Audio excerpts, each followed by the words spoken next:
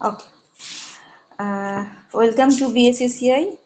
প্রত্যেককে আজকে এই ফ্রেশ একটা অন্যরকম ভাবে আর কি আমরা শুরু করার চেষ্টা করছি। অন্যরকম ভাবে কেন বললাম না, এখন পরিস্থিতির নিরিখে এসএলএসটির একটা যে সম্ভাবনা তৈরি হয়েছে, আমরা নিজেদেরকে সেভাবে মানে নিজেদের প্রস্তুতিটা সেভাবে রাখতে চাইছি। আবার তার সাথে পিএসসিটাও হব একটা জায়গাতে রয়েছে সেপ্টেম্বর মাসে। তো আমি যেটা প্রথম দিনেই ক্লিয়ার করব একটা বিষয়, সেটা হচ্ছে যে পিএসসি যেরকম সেপ্টেম্বরে হতে পারে, আবার ডিসেম্বরের মধ্যে একটা এসএলএসটি হতে পারে। এবার নিজেদেরকে ঠিক কিভাবে রেডি রাখতে হবে দুটো পরীক্ষার জন্য। ঠিক আছে, আমি জানি প্রত্যেকের সিলেবাস সম্পর্কে প্রত্যেকে ওয়াকিবহাল। এবার আজকে যেহেতু আমরা এসএলএসটির মতো করে নিজেদেরকে রেডি করার একটা নতুন পরিকল্পনা নিয়েছি, তো সেক্ষেত্রে যেটা বলবো সেটা হচ্ছে দুটোর মধ্যে প্রথমেই বলি যে প্রশ্নর পার্থক্য তো একটা রয়েছে, সিলেবাসটারও পার্থক্য রয়েছে। এবার পড়ার ধরনটার কথা আমি একটু প্রথমে একটা কথাই বলি, সেটা হচ্ছে যে পিএসসি স্ট্যান্ডার্ডটা কিন্তু এসএলএসটির থেকে অনেকটা হাই। ঠিক আছে, আমরা যারা আজকে এসএলএসটির জন্য পড়াশোনা করছি তারা প্রত্যেকে পিএসসিও দেব, কারণ আমাদের রাস্তাটা অলমোস্ট সেম যেহেতু। তো যখন আমি পিএসসির জন্য পড়বো তখন কিন্তু আমার মাথায় রাখতে হবে যে এসএলএসটিতে যে কোনো জিনিস পড়ার সময় যেরকম ডেপথে যাব, পিএসসির জন্য কিন্তু আরেকটু গভীরে গিয়ে ভাবতে হবে। আবার আর একটা জিনিস যেটা, সেটা হচ্ছে পিএসসিতে কিন্তু ভারতের বাইরের ইতিহাস যেটা আছে, মানে প্রাচীন বিশ্বের ইতিহাস বা মধ্যযুগের ইউরোপের ইতিহাস পোর্শনটা এক্সট্রা রয়েছে, সেখান থেকে যেহেতু বেশ কিছু প্রশ্ন আসছে, তাই কিন্তু ইন্ডিয়ান হিস্ট্রি থেকে ওখানে কিন্তু আমাকে প্রশ্ন কম ফেস করতে হচ্ছে। ঠিক আছে, আর ওই পোর্শনটা থেকে আমাদেরকে কিন্তু নিজেদেরকে বেশ স্ট্রং রাখতে হবে, কারণ ওই পোর্শনটা থেকে অনেকটাই প্রশ্ন থাকবে, বেশ কিছু প্রশ্ন থাকবে। এবার এসএলএসটির দিকে যদি তাকাই, এসএলএসটির দিকে ইউরোপের যে ইতিহাসটা রয়েছে, যেটা পিএসসিতেও রয়েছে, মানে আধুনিক ইউরোপের ইতিহাস যেটা, সেই জায়গাটায় যে পড়াটা থাকবে, জেনারেলি যেটা দেখা যায় যে এই ইউরোপের পোর্শনটা খুব বুঝে পড়লে কিন্তু উত্তর করা যায়। এবার পিওয়াইকিউ, আমাদের হাতে খুব বেশি কিন্তু পিওয়াইকিউ নেই। 2016-তে যে পরীক্ষাটা হয়েছিল সেটাতে মাল্টিপল চয়েসে হয়েছিল, আর তার আগে যত পরীক্ষা ছিল সেগুলো কিন্তু মাল্টিপল চয়েসে ছিল না। তাই আমরা যে অনেক, যেরকম নেটের পরীক্ষা দিতে গেলে বা সেটের পরীক্ষা দিতে গেলে আমরা কি করি, পিওয়াইকিউ প্র্যাকটিস করে করে নিজেদেরকে রেডি করে রাখতে পারি, এক্ষেত্রে কিন্তু সেটা হচ্ছে না। ঠিক আছে, তো যেহেতু একটা বছরেরই রয়েছে সেটা তো আমরা করবই, কিন্তু আগের যেগুলো 2 নম্বরের প্রশ্ন থাকতো সেই প্রশ্নগুলো কিন্তু আমরা অবশ্যই দেখব। ঠিক আছে, এই বেসিক জায়গাটা আমি শুরু করলাম। এবার আমি একটু তোমাদের সাথে কথা বলতে চাই যে তোমাদের ঠিক মনে কি কি প্রশ্ন আছে। সেই আমি আজকের যেটা ক্লাসে, আমি কিন্তু পুরো স্ট্র্যাটেজিক একটা ক্লাস, মানে আমরা কিভাবে নিজেদেরকে রেডি করব এবং সেলফ স্টাডি কি করে করব সেটা নিয়েই কিন্তু আজকে আলোচনা হবে। ঠিক আছে, আমি এবার তোমাদের কাছ থেকে একটু শুনবো তোমাদের কি কি নিয়ে দ্বন্দ্ব রয়েছে, আগে বলো একজন একজন করে শুনি একটু।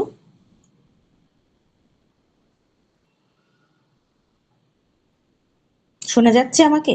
হ্যালো? Ma'am, hello. হ্যাঁ, শোনা যাচ্ছে, বলো। হ্যাঁ কি নাম? ম্যাম, আমি সীমা ঘোষ। আচ্ছা, বলো।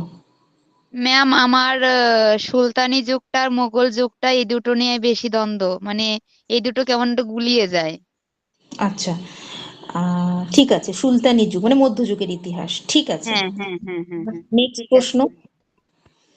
আমি কিন্তু পড়াশোনা ছাড়াও অন্যান্য কোনো সমস্যা, মানে সিলেবাসের বহির্ভূত, এই যে এক একজনের মনের মধ্যে আছে যে পরীক্ষাটা কবে হবে, কি হবে, কেন হবে, এরকম যে ব্যাপারটা, আমরা বসতে পারবো কিনা, এই সংক্রান্ত যদি কিছু প্রশ্ন থাকে সেগুলোও আমি কিন্তু একটু চটপট শুনে নেবো, কারণ সবার আগে কিন্তু নিজেদের মানে মাথাটাকে স্থির রাখা একটা খুব ভালো করে দরকার। হ্যাঁ, মানসিক জায়গা হ্যাঁ থেকে প্রিপারেশন আগে, তারপরে কিন্তু পড়াশোনার প্রিপারেশন। তো সেই হ্যাঁ ম্যাম, সংক্রান্ত জায়গাগুলোও যদি কিছু থাকে, প্রশ্নগুলো একটু চটপট করে নাও, আমি উত্তর দেবো, তারপর আমি সিলেবাসে ঢুকবো। বলছি ম্যাম, পরীক্ষাটা হবে তো? আচ্ছা, পরীক্ষাটা হবে, তুমি তো সীমাই বলছো তাই তো? হ্যাঁ, আমি সীমাই বলছি ম্যাম। ঠিক আছে, আমি বাকিদের প্রশ্ন নিয়ে আমি উত্তর দিচ্ছি। আচ্ছা, ঠিক আছে। বাকি আর কার কি প্রশ্ন আছে একটু ঝটপট করে ফেলো। ম্যাম, বলছিলাম এসএলএসটি তে কোন মাসে হতে পারে সম্ভবত? এসএলএসটি কোন মাসে হবে, পরীক্ষা হবে কি? দুটো প্রশ্ন। নেক্সট প্রশ্ন। ম্যাডাম, হুম আমি দীপক দোলই বলছি। আগের বারে যে 2016 সালের এক্সামটা আমরা দিয়েছিলাম, হুম সেখানে কিন্তু অলমোস্ট কোশ্চেন পেপারটা মানে 9-10 বলুন, 11-12 বলুন, 55 নম্বরের পরীক্ষা হয়েছিল। তো হ্যাঁ, সেখানে অলমোস্ট 45 মোটামুটি ইজি ছিল। আমরা দিয়েছিলাম মানে তো কোশ্চেন পেপার ইজি 45 ছিল। মোটামুটি হুম, হুম, ইজি ছিল। তা এই ক্ষেত্রে মানে আমরা আচ্ছা কি এক্সপেকটেশনটা কিরকম এবারে, মানে এসএসসি ওই প্যাটার্নেই হবে না, মানে মানে আমরা কি আশা করতে পারি সেটাই জানার ছিল। আচ্ছা আচ্ছা, কোশ্চেন প্যাটার্ন তাই তো? হুম, বুঝেছি। না, কোশ্চেন প্যাটার্ন না, কোশ্চেনের স্ট্যান্ডার্ডই জানতে চাইছি। প্যাটার্ন। আমরা কি আশা করতে পারি। আচ্ছা ঠিক আছে, হ্যাঁ এটা এটা আমি ভেবেই রেখেছিলাম বলবো, থ্যাংক ইউ। আমি বলবো এটা। আর কি প্রশ্ন আছে? আমি আগে প্রশ্নগুলো জড়ো করি, দিয়ে একটা একটা করে না, উত্তর আমার করবো। আমার না, আমার এটাই শেষ। এটাই প্রশ্ন তাই তো? ঠিক আছে। আর ম্যাম ম্যাম বলছি হ্যাঁ বলো, একজন একজন বলো। ম্যাম বলছি ইংলিশ মিডিয়াম আর হিন্দি মিডিয়াম, হুম, সরি, কি মিডিয়াম? হিন্দি আর হিন্দি আর বেঙ্গলিতে মিডিয়াম আছে না পিএসসি, এটা কি একই রকম কোশ্চেন আসবে টাইম, না আলাদা টাইপের কোশ্চেন আসবে? না, প্রশ্ন এক, প্রশ্নটা সেমই থাকবে। ওটা শুধু হিন্দি মিডিয়াম স্কুলের জন্য, ইংলিশ মিডিয়াম স্কুলের জন্য, এর বাইরে কিছু না, প্রশ্ন এক। আচ্ছা কোশ্চেন ইংলিশেই ফেস করতে হবে পিএসসি সকলকে, তুমি যে মিডিয়ামের জন্যই দাও না কেন। ঠিক আছে। ম্যাম, হ্যাঁ ম্যাম। আর হ্যাঁ 31শে বলো। মের মধ্যে যে বলেছে নোটিফিকেশন জারি হবে এবং একটা প্রসেসিং শুরু হবে, তো সেক্ষেত্রে ম্যাম হুম যদি পুজোর আগেই এক্সামটা হয় বা এবারে হুম ডিসেম্বরের মধ্যেই হয়, সময় তো হিসাব অনুযায়ী, হুম ভাস্ট হুম, সিলেবাস অনুযায়ী খুবই কম, প্লাস সামনে হ্যাঁ আমাদের পিএসসি আছে। ম্যাম হ্যাঁ, এতটা গুছিয়ে উঠবো কি করে, মানে এটা আমার একদম। কোয়েশ্চেন। খুব ভালো প্রশ্ন, খুব ভালো প্রশ্ন, এটাও আমি আজকে স্ট্র্যাটেজিটা বলবো। হ্যাঁ, খুব ভালো প্রশ্ন। তারপর ম্যাডাম, আমার হুম, আরেকটা বিষয় বলছিলাম। জানার ছিল। হুম হ্যাঁ, বলছিলাম এটাতে যেহেতু 9-10 এবং 11-12 এসএসসির হুম সিলেবাস রয়েছে, আমরা পেয়েছি, কিন্তু হুম বর্তমানে যে ক্লাস 9-10 এবং 11-12 এর সিলেবাস, এইটা কি পড়ার প্রয়োজন আছে বা এটা কতটা জরুরি? আচ্ছা, হ্যাঁ খুব ভালো প্রশ্ন। ঠিক আছে, আর একটা প্রশ্ন নিয়ে নিই, তারপর এই কটা উত্তর দিয়ে আবার পরের প্রশ্ন শুনবো। আর একজন কেউ বলতে যাচ্ছিলে, বলো। বলছি হ্যাঁ নাইন ম্যাম, টেন ইলেভেন বলো। টুয়েলভ একসাথে এক্সাম দেওয়া যায় দুটো এসএলএসটির ক্ষেত্রে? উম দেখো, আগের বারে 16-তে যারা পরীক্ষা দিয়েছিল তারা কিন্তু দুটোই পরীক্ষা দিয়েছিল কি, তাই তো? 16-র একজন বললেন না আমি পরীক্ষা দিয়েছি, দুটো হ্যাঁ, পরীক্ষায় দিয়েছিল। দুটোই দুটোই দিয়েছিলাম, দুটো আলাদা ডেটে পরীক্ষা হয়েছিল। আলাদা আলাদা ডেটে হয়েছিল। এবারে কি হবে সেটা যতক্ষণ না বিজ্ঞপ্তি বেরোচ্ছে আমরা কিন্তু বুঝতে পারবো না, তবে আমার মনে হয় দুটো পরীক্ষাই দেওয়া যাবে। কারণ এটাও তো একটা মানে ধরো একই ক্যান্ডিডেট দুটো দুটো পরীক্ষা দিচ্ছে, সেটা ওদের ক্ষেত্রেও ফর্ম বিক্রি বলো সবকিছুতেই একটা এই রয়েছে। ঠিক আছে। আচ্ছা, আর একটা কেউ কিছু বলতে যাচ্ছিলে, বলে দাও। বলছিলাম ম্যাম, মানে কিভাবে পড়বো এই ইন্ডিয়ান সিলেবাসটা বেসিক্যালি, আগে হুম। টেক্সট বুক পড়বো তারপরে নোটস বানাবো, মানে কিভাবে পড়লে ভালো হবে ওটা একটু জানতে চাইছি, সেটা পিএসসির ক্ষেত্রেও। ওকে, আচ্ছা আমি মোটামুটি 5টা প্রশ্ন জড়ো করেছি, আমি আগে এই কটার উত্তর দিয়ে দিই। হ্যাঁ, বাদ বাকি যাদের ভেতরে যা যা প্রশ্ন আছে সেগুলো রাখো, আমি শুনছি। হ্যাঁ, আচ্ছা প্রথমে বলি যে তোমার, আমি প্রথম যে প্রশ্নটা পেয়েছি এসএলএসটি কবে, হ্যাঁ এটা নিয়ে সকলের মনে এখন যেটা সংশয় যে এই যে একটা হাওয়া উঠেছে এসএলএসটি হবে হবে, প্রথম যেটা আমাদের মনে সন্দেহ তৈরি করেছে যে এটা কি শুধু 2016রাই দেবে নাকি সবাই দেবে, তাই তো? সবার প্রথম এই জিনিসটা।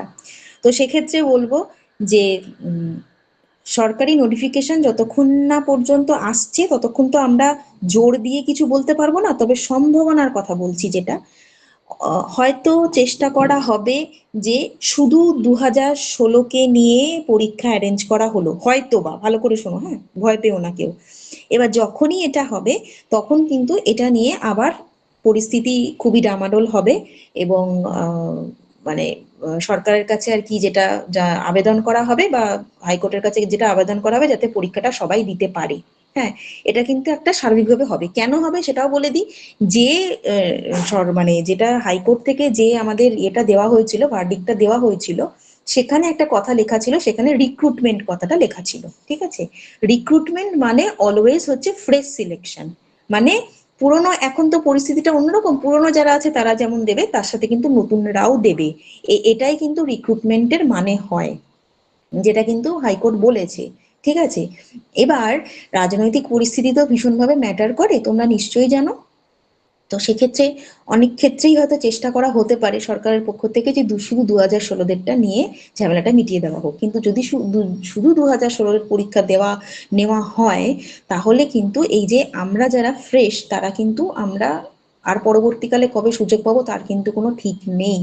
হ্যাঁ, সেই কারণে এটা যদি হয় তাহলে কিন্তু একটা জোরালো প্রতিবাদ হবে এবং সেটাকে চেঞ্জ করারও জায়গা আছে, কোর্টে চ্যালেঞ্জ করারও জায়গা আছে, যেহেতু কোর্ট বলেছে এটা রিক্রুটমেন্ট। ঠিক আছে, হ্যাঁ, এটা কিন্তু বলেনি যে শুধু 2016-দের নিয়ে মানে প্রসেসটাকে আর কি করা হোক, ওদের চাকরি ফেরানোর জন্য একটা নতুন জাস্ট একটা পরীক্ষা নেওয়া হোক, এই কথা কিন্তু বলেনি। সুতরাং আমরা ধরে নেব পরিস্থিতি যেটাই হোক না কেন আলটিমেটলি সবাই আমরা পরীক্ষা দিতে পারবো, এটা আমরা সবার প্রথমে কিন্তু মাথায় ঢুকিয়ে নেব। এবার পরীক্ষা কবে?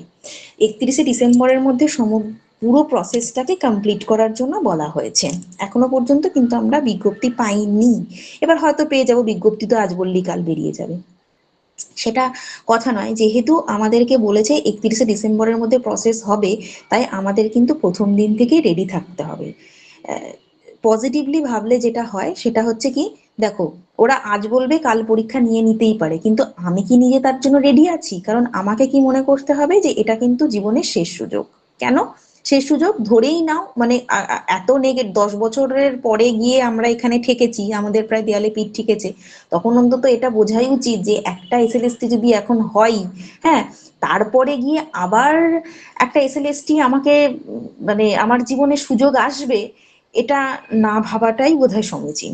ঠিক আছে, আজকে এখানে তোমরা যারা ক্লাস করার জন্য জড়ো হয়েছো তারা অবশ্যই চাইছো যে মানে প্রচন্ড রকম সিরিয়াস, এবং টিচিংটা তোমাদের জীবনের লক্ষ্য, হ্যাঁ, সেটা হচ্ছে স্কুল টিচার। তো সেই কারণেই কিন্তু তোমরা এই পড়াশোনায় বলো এই কোর্সের মধ্যে নিজেদেরকে ইনক্লুড করেছো। তাই আমি বলবো যে এতদূর যখন ভেবেছো তখন আর একটা জিনিস ভাবো যে এটা আমার জীবনের শেষ সুযোগ হতে চলেছে, তাই প্রথম দিন থেকেই নিজেকে কিন্তু 100% রেডি রাখার জন্য আমি লড়বো। কটা তো মাস, ঠিক আছে, এত বছর তো অপেক্ষা করলাম, আর ধরে নি আমি 6টা মাস বা 8টা মাস আমি খাটবো, হ্যাঁ, ঠিক আছে, তার মধ্যে ও হয়ে গেলে পরে লাইফ তৈরি হয়ে গেল। ঠিক আছে, এভাবে ভাবতে হবে। তো প্রথম প্রশ্ন কিন্তু তোমাদের এটাই ছিল যে এসএলএসটি কবে হবে। আচ্ছা, এবার হচ্ছে যে প্রশ্নটা পেয়েছিলাম, আচ্ছা এই প্রশ্নটার উত্তর দেওয়ার পর আমি শুধু একটা জিনিস জেনে নেব যে আমি যে উত্তরটা দিলাম তাতে করে তোমাদের যা প্রশ্নটা যেটা ছিল সেটা আমি ক্লিয়ার করতে পেরেছি, নাকি এই সংক্রান্ত কিছু প্রশ্ন আছে যেটুকু বললাম?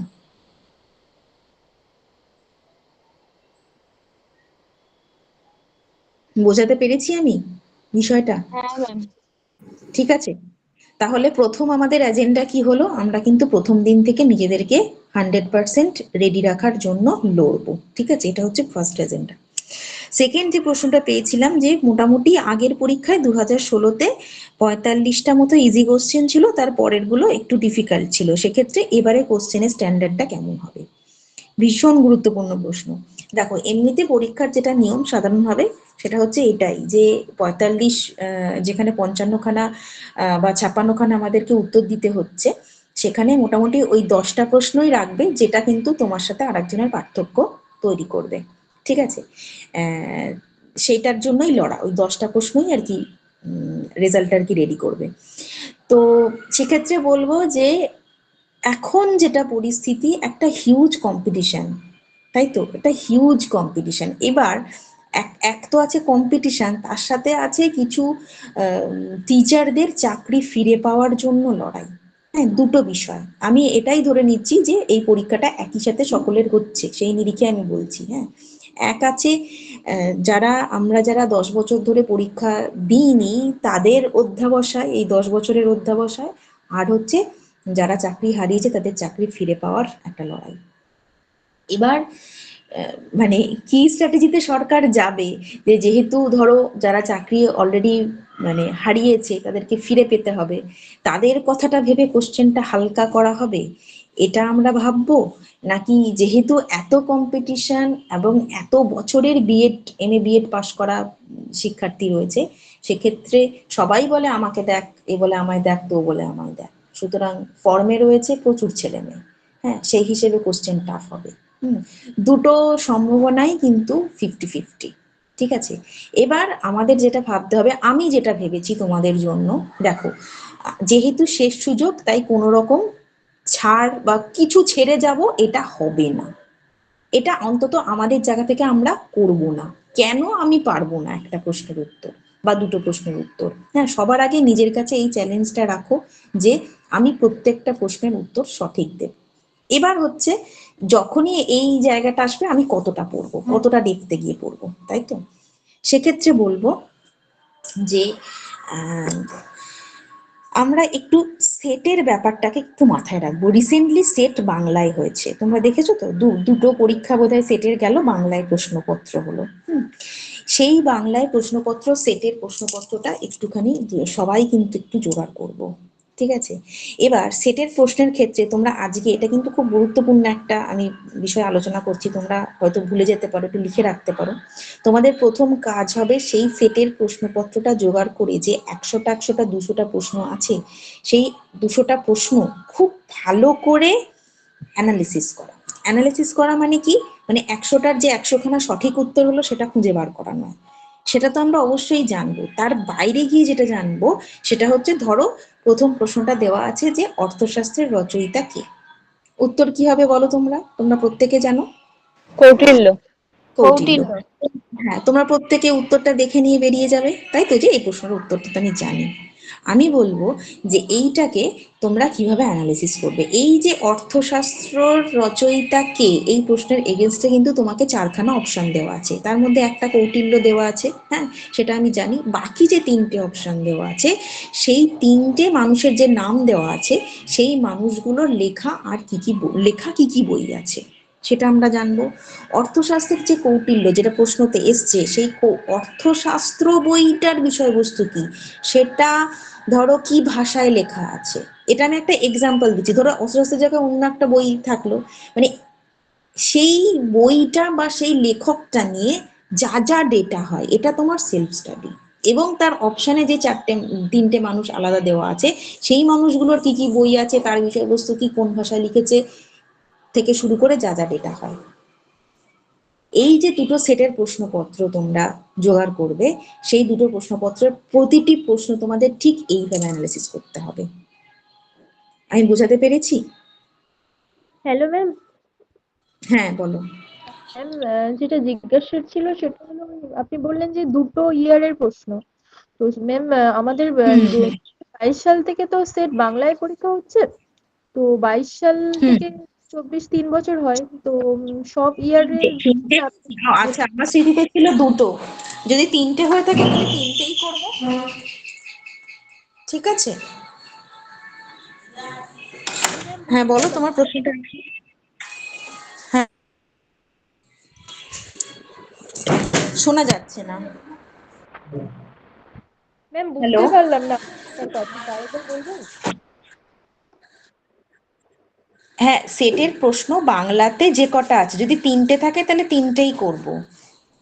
আমার যেন স্মৃতিতে ছিল আমরা দুটো পেয়েছি, তাই আমি দুটো প্রশ্নপত্র বললাম। 3টে হয়েছে বাংলায়?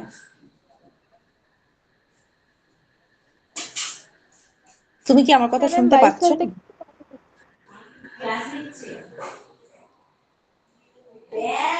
আচ্ছা, যেটা বলার সেটা হচ্ছে, আমাদের কাছে বাংলায় সেটের প্রশ্নপত্র যে কটা থাকবে, দুটো থাকুক 3টে থাকুক, সে কটাই আমরা সলভ করব।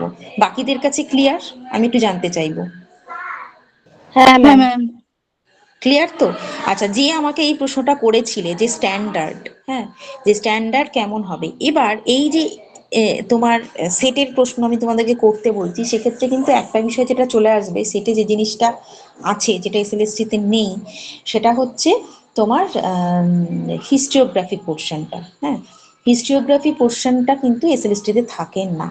এবার হিস্ট্রিওগ্রাফিটা আমি কতটা পড়বো? হ্যাঁ, হিস্ট্রিওগ্রাফির যেটা নলেজ, হ্যাঁ হিস্ট্রিওগ্রাফির যেটা নলেজ, হিস্ট্রিওগ্রাফি বলতে এক কথা যদি বলি তাহলে হচ্ছে কি না, যারা ইতিহাস লিখছে তারা ইতিহাসটা লেখার সময় তাদের ব্যাকগ্রাউন্ড, মানে তাদের দর্শনটা, মানে ইতিহাস লেখার দর্শন, দর্শন মানে কি, দেখা, মানে ধরো একটা ঘটনা, একটা অ্যাক্সিডেন্ট হয়েছে, এখানে তোমরা যদি এখন 20 জন থেকে থাকো, সেই 20 জনই ধরো রাস্তা দিয়ে, একই রাস্তা দিয়ে যাচ্ছিলে, সেখানে গিয়ে তোমরা, একটা মিনিট, এই আস্তে কথা বলো, তোমরা 20 জন ধরো যাচ্ছ, তো সেখানে তোমরা অ্যাক্সিডেন্টটা দেখলে এবং তারপরে গিয়ে তোমরা তোমাদেরকে বলা হলো যেটা রিপোর্ট লেখো, হ্যাঁ, যে কি দেখেছো। তোমরা 20 জনই কি একই লিখবে? হয়তো দেখা যাচ্ছে যে এই যে অ্যাক্সিডেন্টটা হয়েছে তার কারণ হিসেবে বা সেটা ঠিক কেমন হয়েছে, এক একজনের কিন্তু দৃষ্টিভঙ্গি এক এক রকম হবে, সেই অনুযায়ী কিন্তু লেখাটা পাল্টাবে। তো ঐতিহাসিকদের দৃষ্টিভঙ্গি বা দর্শনটাও কিন্তু তাই। হ্যাঁ, তো সেই হিসেবে তো অনেকগুলো ঘরানা আছে, কেমব্রিজ ইকোনমিক হিস্ট্রি, তোমার সাবঅল্টার্ন, তারপরে তোমার কি বলবো, জাতীয়তাবাদী ঐতিহাসিক, এরকম অনেক রকম ভাগ রয়েছে, অ্যানাল স্কুল। হ্যাঁ, এই প্রত্যেকটা ঘরানার নাম, প্রত্যেকটা ঘরানার যেটা ইতিহাস লেখার যেটা মানে প্রেক্ষাপট, মানে এই যে এক একটা কেমব্রিজরা কিভাবে লেখে, জাতীয়তাবাদী ঐতিহাসিকরা তারা কি ভারতের জাতীয়তাবাদকে বেশি করে প্রাধান্য দেয়, ঠিক আছে? তো এই যে বিষয়গুলো, সেইগুলো সম্পর্কে একটা ধারণা আমাদের কিন্তু রাখতে হবে, এবং তার সাথে সেই গোষ্ঠীর 2-4 জন করে ঐতিহাসিকদের নাম এবং তাদের বইয়ের নাম, এই কাজটা কিন্তু আমি তোমাদেরকে করতে বলবো। কেন করতে বলবো? দেখো, এই যে বললাম, হয় এবার মানে নয় এসপার নয় ওসপার, মানে এটাই লাস্ট সুযোগ, এখানে নিজেকে কোনো জায়গা থেকে খামতি রাখলে চলবে না। যা একটাই হয়তো প্রশ্ন চলে এলো, একটা বই, যে বইটা একটা হিস্টোগ্রাফির বই, সেই বইয়ের লেখক কি? তুমি হয়তো এই এতটা বিষয়, আমি যেটা হিস্টোগ্রাফি নিয়ে তোমাদেরকে বললাম, এতটা পড়ার পরে হয়তো একটা প্রশ্নই কমন পেলে, কিন্তু সেই প্রশ্নটাই হয়তো তোমার বিচার করে দিলে যে তুমি চাকরিটা পাবে কিনা পাবে। ঠিক আছে, নিজেকে কিন্তু রেডি রাখা। আর একটা তোমার এটার জন্য কি সুবিধা হয়ে যাবে জানো তো, এই কাজটা যদি করতে পারো, এই যে সেটের প্রশ্নপত্র অ্যানালিসিস এবং এই হিস্টোগ্রাফি নিয়ে একটু আলাদা করে পড়াশোনা যদি করা থাকে, তুমি পরবর্তী সেটের জন্য কিন্তু তুমি রেডি করে ফেললে নিজেকে। ঠিক আছে, তো এই কাজটা কিন্তু করতে হবে। আমি কি বোঝাতে পেরেছি? হ্যাঁ ম্যাম। ম্যাম ঠিক একটা আছে, প্রশ্ন। এবার যেটা আমাদের সিলেবাসে যেগুলো এক্সিস্ট করছে সেইটা কতটা পড়াবো সেটা আমি বলবো। হ্যাঁ, আগে তোমাদের প্রশ্নগুলোর উত্তর দিয়ে দিই, তারপরে আমি সেটা কতটা গভীরে যাব সেটা বলবো। আমাকে যে স্ট্যান্ডার্ড সংক্রান্ত প্রশ্নটা করেছিলে, আমি তোমার কাছ থেকে একটু রিপ্লাইটা পেতে চাইছি, যে আর যদি তোমার এই সংক্রান্ত কিছু প্রশ্ন থাকে তুমি একটু বলো। না ম্যাডাম, ঠিক আছে, ক্লিয়ার। ক্লিয়ার তো? আচ্ছা, এবার বাকি আর একজন কি একটা প্রশ্ন বলতে যাচ্ছিলে, বলো। ম্যাম হিস্ট্রিওগ্রাফি নিয়ে আপনি যেটা বললেন, তো হুম, ওখান থেকে কি আমাদের রেসিস্টেন্স প্রশ্ন আসতে পারে? তুমি আমার পুরো ইয়েটা শুনলে? আমি প্রথম থেকে যা যা বললাম। ম্যাম অ্যাকচুয়ালি আমি একটু আগে জয়েন করেছি, মানে ওই 8টা 20 নাগাদ বা 20-22 নাগাদ। তারপরেই আমি বিষয়টা বলেছি, সেটা হচ্ছে যে হিস্টোগ্রাফি এসএলএসটি তে কিন্তু সিলেবাসে কোথাও লেখা নেই, কোথাও লেখা নেই হিস্টোগ্রাফি থাকবে। এটা কেন করতে বলছি সেটার জন্য আমি বেশ কয়েকটা কারণ দেখিয়েছি, বাকিরা কি বুঝেছো? হ্যাঁ ম্যাম। হ্যাঁ ম্যাম, হ্যাঁ ম্যাম, বুঝেছি। বুঝতে পেরেছি। হ্যাঁ, তো যাই হ্যাঁ হোক, ম্যাম। আমি তোমাকে বোঝাতে পারলাম না, আমি আরেকবার খুব ছোট করে বলে দিচ্ছি। সেটা হচ্ছে যে হিস্টোগ্রাফি নেই, কিন্তু কেন করব, সেটা হচ্ছে যে এই কোশ্চেনের স্ট্যান্ডার্ডটা ঠিক কতটা যেতে পারে সেটা নিয়ে কিন্তু আমাদের কোনো ধারণা নেই, তাই আমরা নিজেদের কোনো রকম খামতি আমরা ছাড়বো না। ঠিক আছে, একটা মিনিট। হ্যালো, আমি না ক্লাস নিচ্ছি, হ্যাঁ উঠে ক্লাস তোকে কল করছি। তো সেই নিজেদেরকে 100% ওকে রাখবো, এবং তারপরে ইন্টারভিউ রয়েছে, সেটাতেও আমি নিজেদেরকে রেডি রাখবো। তার জন্যই কিন্তু এই পার্টটা আমি পড়তে বলছি। এবার তোমরা যে চাইবে স্কিপ করতে পারো, সেটা তোমাদের নিজেদের ইচ্ছে। হুম, কিন্তু লেভেলটা আমাকে জানতে চাওয়া হয়েছিল, কোশ্চেনের লেভেলটা ঠিক কতদূর যেতে পারে। তো সেক্ষেত্রে আমার মনে হয়েছে যে ইতিহাস পড়ছি আমরা, এত এত ঘটনা পড়ছি, সেক্ষেত্রে খুব বেসিক জিনিসটা এটা মনে হয় ইনক্লুড করা ভীষণ দরকার। যে ঐতিহাসিকদের লেখা আমরা পড়ছি, সেই ঐতিহাসিকদের সম্পর্কে যদি আমাদের জানা না থাকে, তাহলে কিন্তু সেই জানাটা আমাদের আমার মনে হয় না কমপ্লিট হয়। ঠিক আছে, তো সেই ক্ষেত্রে এই জায়গাটা আমি ইনক্লুড করতে বলছি। বাকি প্রশ্ন কি আছে? এটা নিয়ে আর কিছু প্রশ্ন আছে? এই প্রশ্নটা নিয়ে নেই তো? তাহলে আমি নেক্সট প্রশ্নের উত্তরে যাব।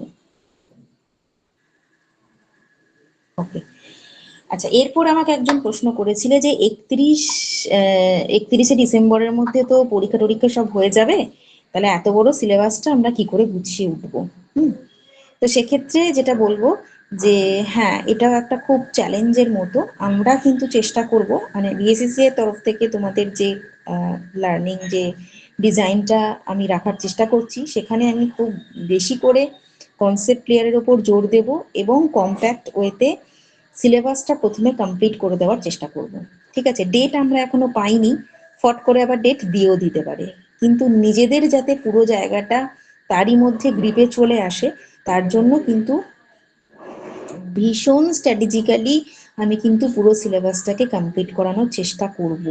ঠিক আছে, এবার তার সাথে সাথে প্রত্যেক দিন তোমাদের কিন্তু কিছু হোমওয়ার্ক থাকবে। হোমওয়ার্ক এটাই, সেলফ স্টাডিটা হোমওয়ার্ক। দেখো 1.5 ঘন্টার ক্লাসে, হ্যাঁ, একটা টপিক নিয়ে যখন কোনো স্যার ম্যাডাম পড়াচ্ছেন, তিনি বিষয়গুলো বুঝিয়ে দিলেন, এবার তার উপরে হয়তো 5-6টা বই আছে, বা তোমার হাতেই হয়তো 2-3টে বই আছে, সব বইগুলো তো তুমি একসাথে দেখে উঠতে পারবে না, সেটা কখনো সম্ভব নয়।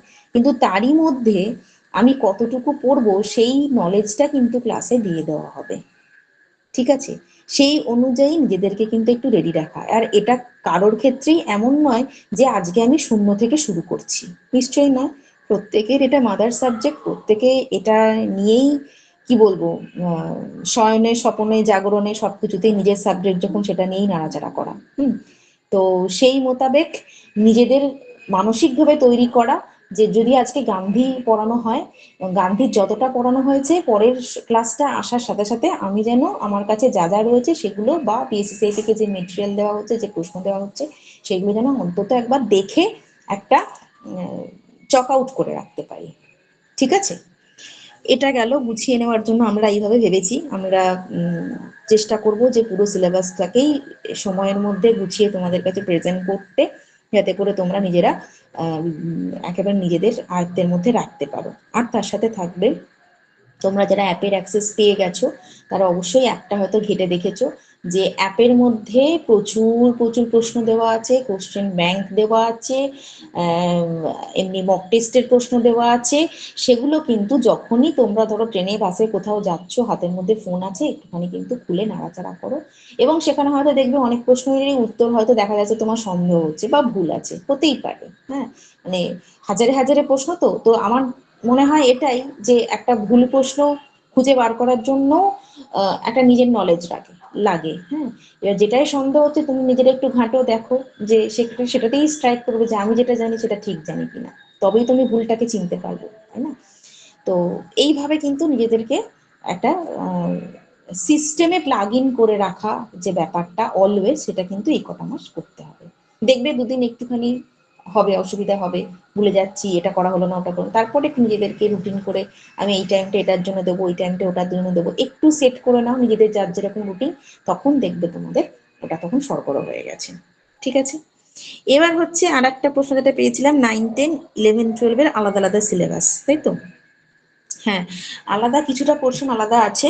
এবার আগেরটা যদি হিসেব ধরি, 2016 দুটো পরীক্ষাতেই বসা গিয়েছিল, প্রত্যেকেই বুঝতে পেরেছিল দুটো পরীক্ষাতে। আর এবারেও আমি ধরে নেবো সেটাই হবে।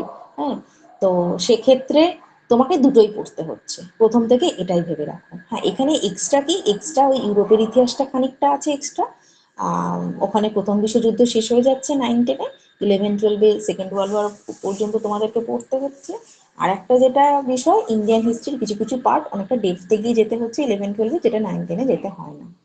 তো আমার অত কিছু ভেবে লাভ নেই, আমি 11, 12-এর সিলেবাসটাই ভালো করে মাথায় রাখবো, সেটাই যদি আমি ভালো করে পড়ি, তাহলেই আমার দেখা যাচ্ছে যে দুটো পরীক্ষার জন্য আমার প্রিপারেশন হয়ে যাচ্ছে। ঠিক আছে, আচ্ছা, লাস্ট যে প্রশ্নটা আমি নিয়েছিলাম, সেখানে তোমরা বলেছিলে যে কিভাবে পড়বো, ইন্ডিয়ান হিস্ট্রিটা কিভাবে পড়বো, এটা তোমাদের ছিল প্রশ্ন। ইন্ডিয়ান হিস্ট্রি কেন, সব জায়গাটাই ধরো, কেউ একজন সুলতানিটাতেও বলেছিল সমস্যা হয়। তো সুলতানি পড়ো, আধুনিক পড়ো, প্রাচীন পড়ো, বা ইউরোপের ইতিহাস পড়ো, যেটাই তুমি পড়বে, সেটা কিন্তু তোমার নিজের একটা ধরো একটা জায়গা আছে, তুমি কোনো না কোনো, ধরো তুমি মডার্ন হিস্ট্রিতে মাস্টার্স করেছো, নয় তুমি এনশিয়েন্টে করেছো, বা অন্য কিছুতে, যাই হোক না কেন, নিজের তো একটা জায়গা আছে, আর হয়তো নিজের ছুঁইনি এরকম একটা জায়গা আছে। সবার প্রথমে তোমাদের যেটা কাজ হবে সেটা হচ্ছে যে বিএসএসসিআই এর অ্যাপেতে যে মক টেস্টগুলো দেওয়া আছে সেখান থেকে প্রত্যেকটা পোর্শনে অন্তত দুটো করে তোমরা মক টেস্ট বা তোমরা কোশ্চেন ব্যাংক একটু সলভ করো। কেন বলছি সলভ করতে? আজকে রাতেই তোমরা করতে পারো। কেন করতে? সবার আগে নিজেকে তোমাকে জাজ করতে হবে যে তোমার কতটা মনে আছে আর তুমি কতটা ভুলে গেছো কোন পোর্শনটা। ঠিক আছে, নিজেকে আগে চিনতে হবে। তোমার হয়তো মনে হচ্ছে যে আমি তো মডার্ন স্টুডেন্ট, ও আমার মডার্ন কিচ্ছু দেখতে হবে না, আমি অ্যানশিয়েন্ট আর মিডিয়েভেলটা আমার ভালো করে পড়তে হবে, বাদ বাকি মডার্ন আমি সব পেরে যাব। আমি তবুও বলবো তুমি মডার্নটা একটুখানি কিছু প্রশ্ন ফেস করো। হ্যাঁ, হয়তো তোমার ওটা তোমার নিজের জায়গা, কিন্তু তবুও দেখা যাবে কি হয়তো কোনো কোনো পোর্শন একটু একটু মনে হচ্ছে, সন্দেহ হচ্ছে, ভুলে ভুলে গেছি। হ্যাঁ, তাহলে কি হবে, তুমি নিজেকেই জাজ করতে পারবে যে আমাকে কোন কোন জায়গায় একটু বেশি টাইম দিতে হবে। এটা কিন্তু আমি তোমাকে বলে দিতে পারবো না, তুমি যখনই দুটো টেস্ট দেবে সেটার রেজাল্ট তোমাকে বলে দেবে তুমি কতটা স্কোর করতে পারলে আর কতটা প্রশ্ন তোমাকে ছেড়ে দিতে হলো। ঠিক আছে, তো এই পর্যন্ত কিন্তু আমার প্রশ্ন নেওয়া হয়েছিল। এবার এই পর্যন্ত আমি যতটুকু বললাম এর বেসিসে এবার তোমরা বলো যে তোমাদের আর কি কি প্রশ্ন আছে, তারপরে আমি বাকি প্রশ্ন আবার নেবো। ম্যাডাম, আমার একটা জিনিস জানার ছিল, বর্তমান যে 9, 10 এবং 11, 12 এর সিলেবাস, মানে স্কুল সিলেবাসের কথা বলছি আমি, ওই সিলেবাসটা পড়াটা কতটা জরুরি? একদম একদম, এটা আমার মাথা থেকে বেরিয়ে গেছিল। হ্যাঁ, খুব ভালো একটা পয়েন্ট। সেটা হচ্ছে যে তোমার ক্লাস 6 থেকে নিয়ে 10 পর্যন্ত, আবার ওদিকে 11, 12 আছে, আমি 11, 12টা অতটা বলবো না, কিন্তু ক্লাস 6 থেকে নিয়ে 10 পর্যন্ত যে পাঠ্য পুস্তকটা রয়েছে প্রত্যেকে সেই পাঠ্য পুস্তক খুব ভালো করে পড়ে রাখবে প্রত্যেকটা ক্লাসের। হ্যাঁ, ওখানে বিভিন্ন চ্যাপ্টারে থাকে না কিরকম একটা চৌকো বক্স করে সাইডে, নিচে, মাঝখানে ছোট ছোট ছোট ছোট হুন্ডি, যেরকম আমার খুব মনে পড়ে ক্লাস 7-এর বইতে হুন্ডি জিনিসটা আছে। এই হুন্ডিটা কিন্তু বিভিন্ন আমার যখন সিলেবাস যখন পড়ি কিন্তু কোথাও পাবে না এই হুন্ডি। বিল অফ এক্সচেঞ্জ হচ্ছে হুন্ডি। হ্যাঁ, এটা সেটের পড়াশোনা করার জন্য পড়তে লাগে। আছে না হুন্ডি? যারা 7-এর বই দেখেছো, 7-এ না 8-এ আছে, ওটা 7-এ আছে বোধহয়। হ্যাঁ, এইরকম। তারপরে ধরো আর একটা জিনিস আমি দেখেছিলাম, ইলতুৎমিশ যখন তোমার নিয়ে আসছে খলিফার কাছ থেকে, যখন খিলাত আর তুরবাস যখন ওকে আর কি সুলতান বলে মেনে নিচ্ছে, এই যে খিলাত কি, তুরবাস কি, এটার খুব সুন্দর ছোট্ট করে লেখা আছে। কেউ কি দেখেছো ক্লাস 7-এর বইতে? এটা কেউ আছো এখানে? হ্যাঁ ম্যাম, খুব সুন্দর করে দেওয়া রয়েছে, মানে টুকরো কথার মধ্যেও দেওয়া রয়েছে কিছু কিছু। এই বইগুলোতে কিন্তু এইটা কিন্তু তুমি চট করে, আমরা যে এসএলএসটি পড়তে গিয়ে বা গ্রাজুয়েশন পড়তে গিয়ে যে বইগুলো পড়ি তাতে কিন্তু নেই, বা থাকলেও এতটা বড় করে আছে। একটা থাকে না, আমাকে এক কথায় জিনিসটা তো একটু মাথায় রাখতে হবে।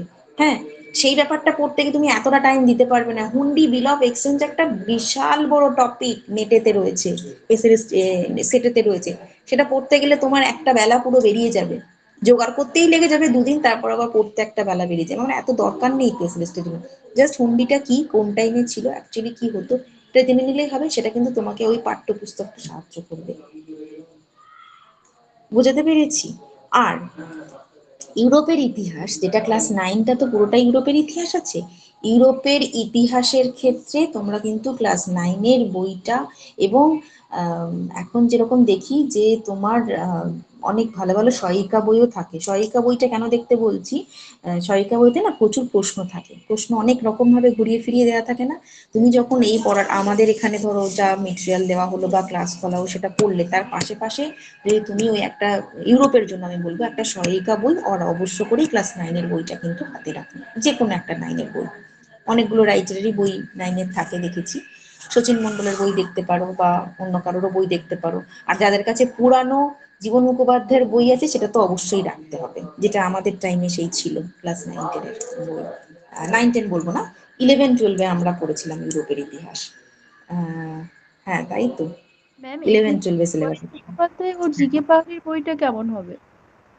হ্যাঁ, জিকে পাহাড়ির বই নো ডাউট ভালো, জিকে পাহাড়ির বইও দেখতে পারো। ঠিক আছে, এবার আমি বই কি কি দেখবে সেগুলো আলাদা আলাদা করে বলে দেবো, কিন্তু এই পাঠ্যপুস্তকগুলো কিন্তু প্রত্যেকে হাতে রাখবে। কি এটা করা যাবে তো? এখন কি হয় জানো তো, ওই তোমরা নিশ্চয়ই জানো প্রত্যেক বছর স্টুডেন্টদেরকে নতুন নতুন বই দেওয়া হয়, সেই বইগুলো কিন্তু আর ফেরতও নেওয়া হয় না স্কুল থেকে। তোমাদের আশেপাশে পরিচিত যে ক্লাস থেকে আর একটা ক্লাসে প্রমোট হয়ে তাদের কাছ থেকে একটু বইটা জোগাড় করার চেষ্টা করো। যদি না পারো, আমার মনে হয় স্কলার স্ট্রিটে বা দোকানেও কিন্তু পাওয়া যায়, বা একটুখানি নিজেদের স্কুলে বা কোথাও যদি একটুখানি খোঁজ করো কোন টিচারের কাছ থেকে পেয়ে যাবে। আর যদি দেখছো কেউ একান্তই পাচ্ছ না, মাথা খারাপ করার কিচ্ছু নেই, বইয়ের দোকানে সহায়িকা বই পাবে, সহায়িকা বই কিনে নাও। ঠিক আছে, বুঝতে পেরেছো? আমি তো বই পাচ্ছি না বই পাচ্ছি না করে, হ্যাঁ আগে প্রথমেই জোগাড় করার চেষ্টা অবশ্যই করবে। হ্যাঁ, এই যে ক্লাস 6, 7, 8, 9, 10, 5খানা বই, হ্যাঁ তো তার মধ্যে যদি 3টেও জোগাড় করতে পারো, বাকি 3টে তোমাকে একটুখানি কিনে অ্যারেঞ্জ করতে হবে। বুঝলে? ঠিক আছে, বলো যেটুকু বললাম বোঝা গেল?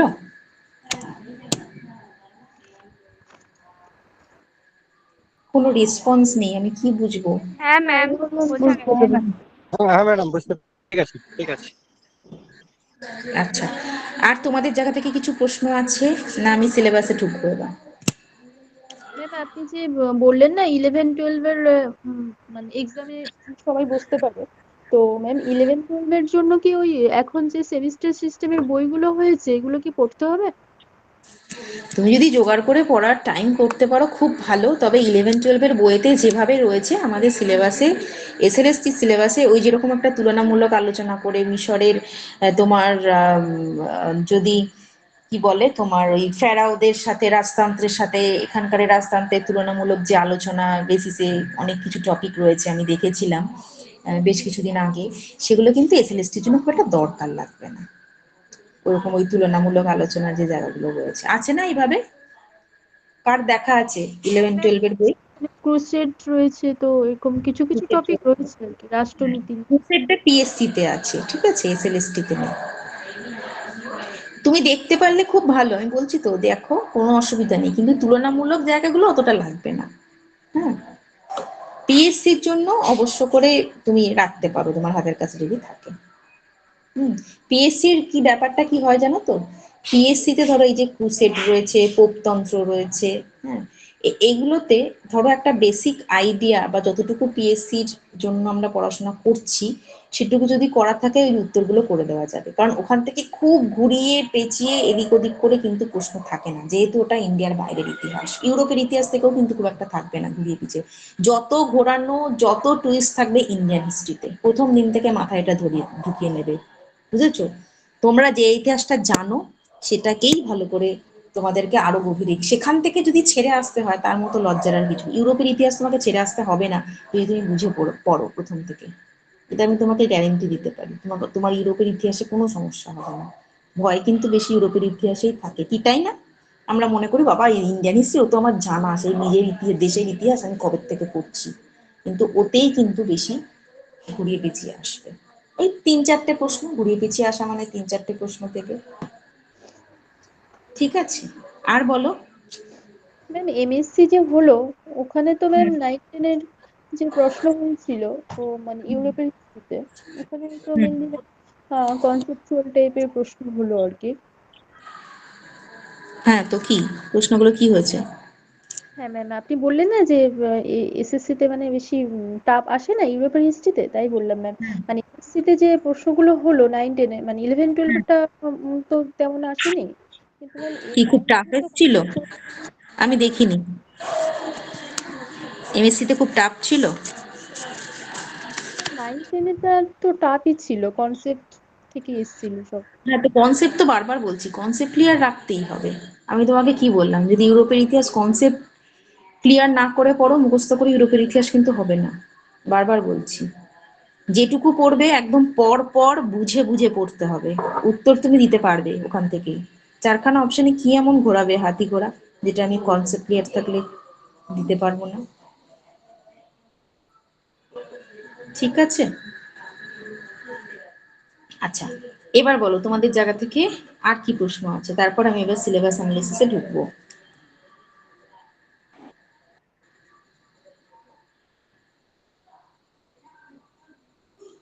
বলো, খুব কি মনে হচ্ছে? খুব চাপ লাগছে নাকি? হ্যাঁ ম্যাম। খুব চাপ লাগছে? আচ্ছা, এবার বলি। হ্যাঁ, চাপ একটুখানি নিয়ে নাও, কটা মাস। হ্যাঁ, আর তোমাদের গ্র্যাজুয়েশনের যার কাছে যা বই আছে সেই বইগুলো কিন্তু এবার একটুখানি ধুলো পরিষ্কার করে নামাও। হ্যাঁ, যারা প্রাচীন ভারতের ইতিহাসের ক্ষেত্রে ধরো সুনীল গাঙ্গুলির বই, সুনীল হ্যাঁ সুনীল চট্টোপাধ্যায়ের বই, দীপক গাঙ্গুলির বই কেউ কেউ হয়তো পড়েছো। হ্যাঁ, আমি বলবো না সেগুলো খুলে একেবারে এখনই সব পড়তে লেগে যাও, এটা কিন্তু আমি বলছি না। ভালো করে বোঝো, সময় কম, তোমাকে নিজেকে কিন্তু বুঝতে হবে আমি কতটুকু পড়বো। হ্যাঁ, সেই বইগুলো ধরো ইটসেলফই অনেক হিউজ বই। যখন তুমি হরপ্পা সভ্যতা পড়ছো, হরপ্পা সভ্যতা যখন পড়ছো তখন ধরো বিভিন্ন কেন্দ্রগুলো সম্পর্কে তুমি তথ্য নিচ্ছ। হ্যাঁ, কখনো কখনো হয় কি আমাদের একটুখানি ধন্দ হয় যে এই ডেটাটা এখানে ঠিক আছে তো, ওই বইতে ওটা ঠিক আছে তো।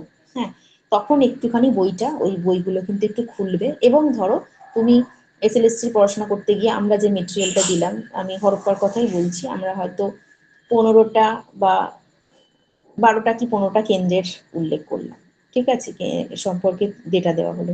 তুমি সেটা পড়ার পরে একবার ওই তোমার গ্র্যাজুয়েশনের বইটা উল্টে নাও, দেখো যে আর এক্সট্রা কিছু পাচ্ছ কিনা। যদি কিছু পাও ওটাই তোমার সেলফ স্টাডি। ঠিক আছে, যেরকম একটা তোমাদেরকে এক্সাম্পল দিই, হচ্ছে তোমার গহপতি আর সেট্টি মনে আছে? কোন টাইমে পেয়েছিলে গহপতি আর সেট্টি নামক মানুষদের? কারণ মনে আছে?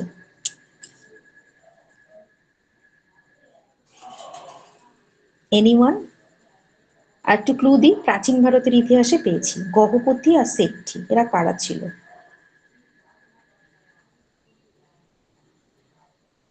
ভয় পাওয়ার কিছু নেই যে ম্যাম প্রথম দিনে এসে পড়া ধরতে লেগে গেছে। আমি একটু মানে জানার চেষ্টা করছি কতটা ডেপথে গিয়ে মনে আছে। ভুল হলে ভুল হবে, ম্যাম উত্তরটা এটা ম্যাম বাহুময় বৈদিক যুগে সাম্রাজ্যের কি? পেয়েছিলাম কি গণপতি ওই? একজন একজন।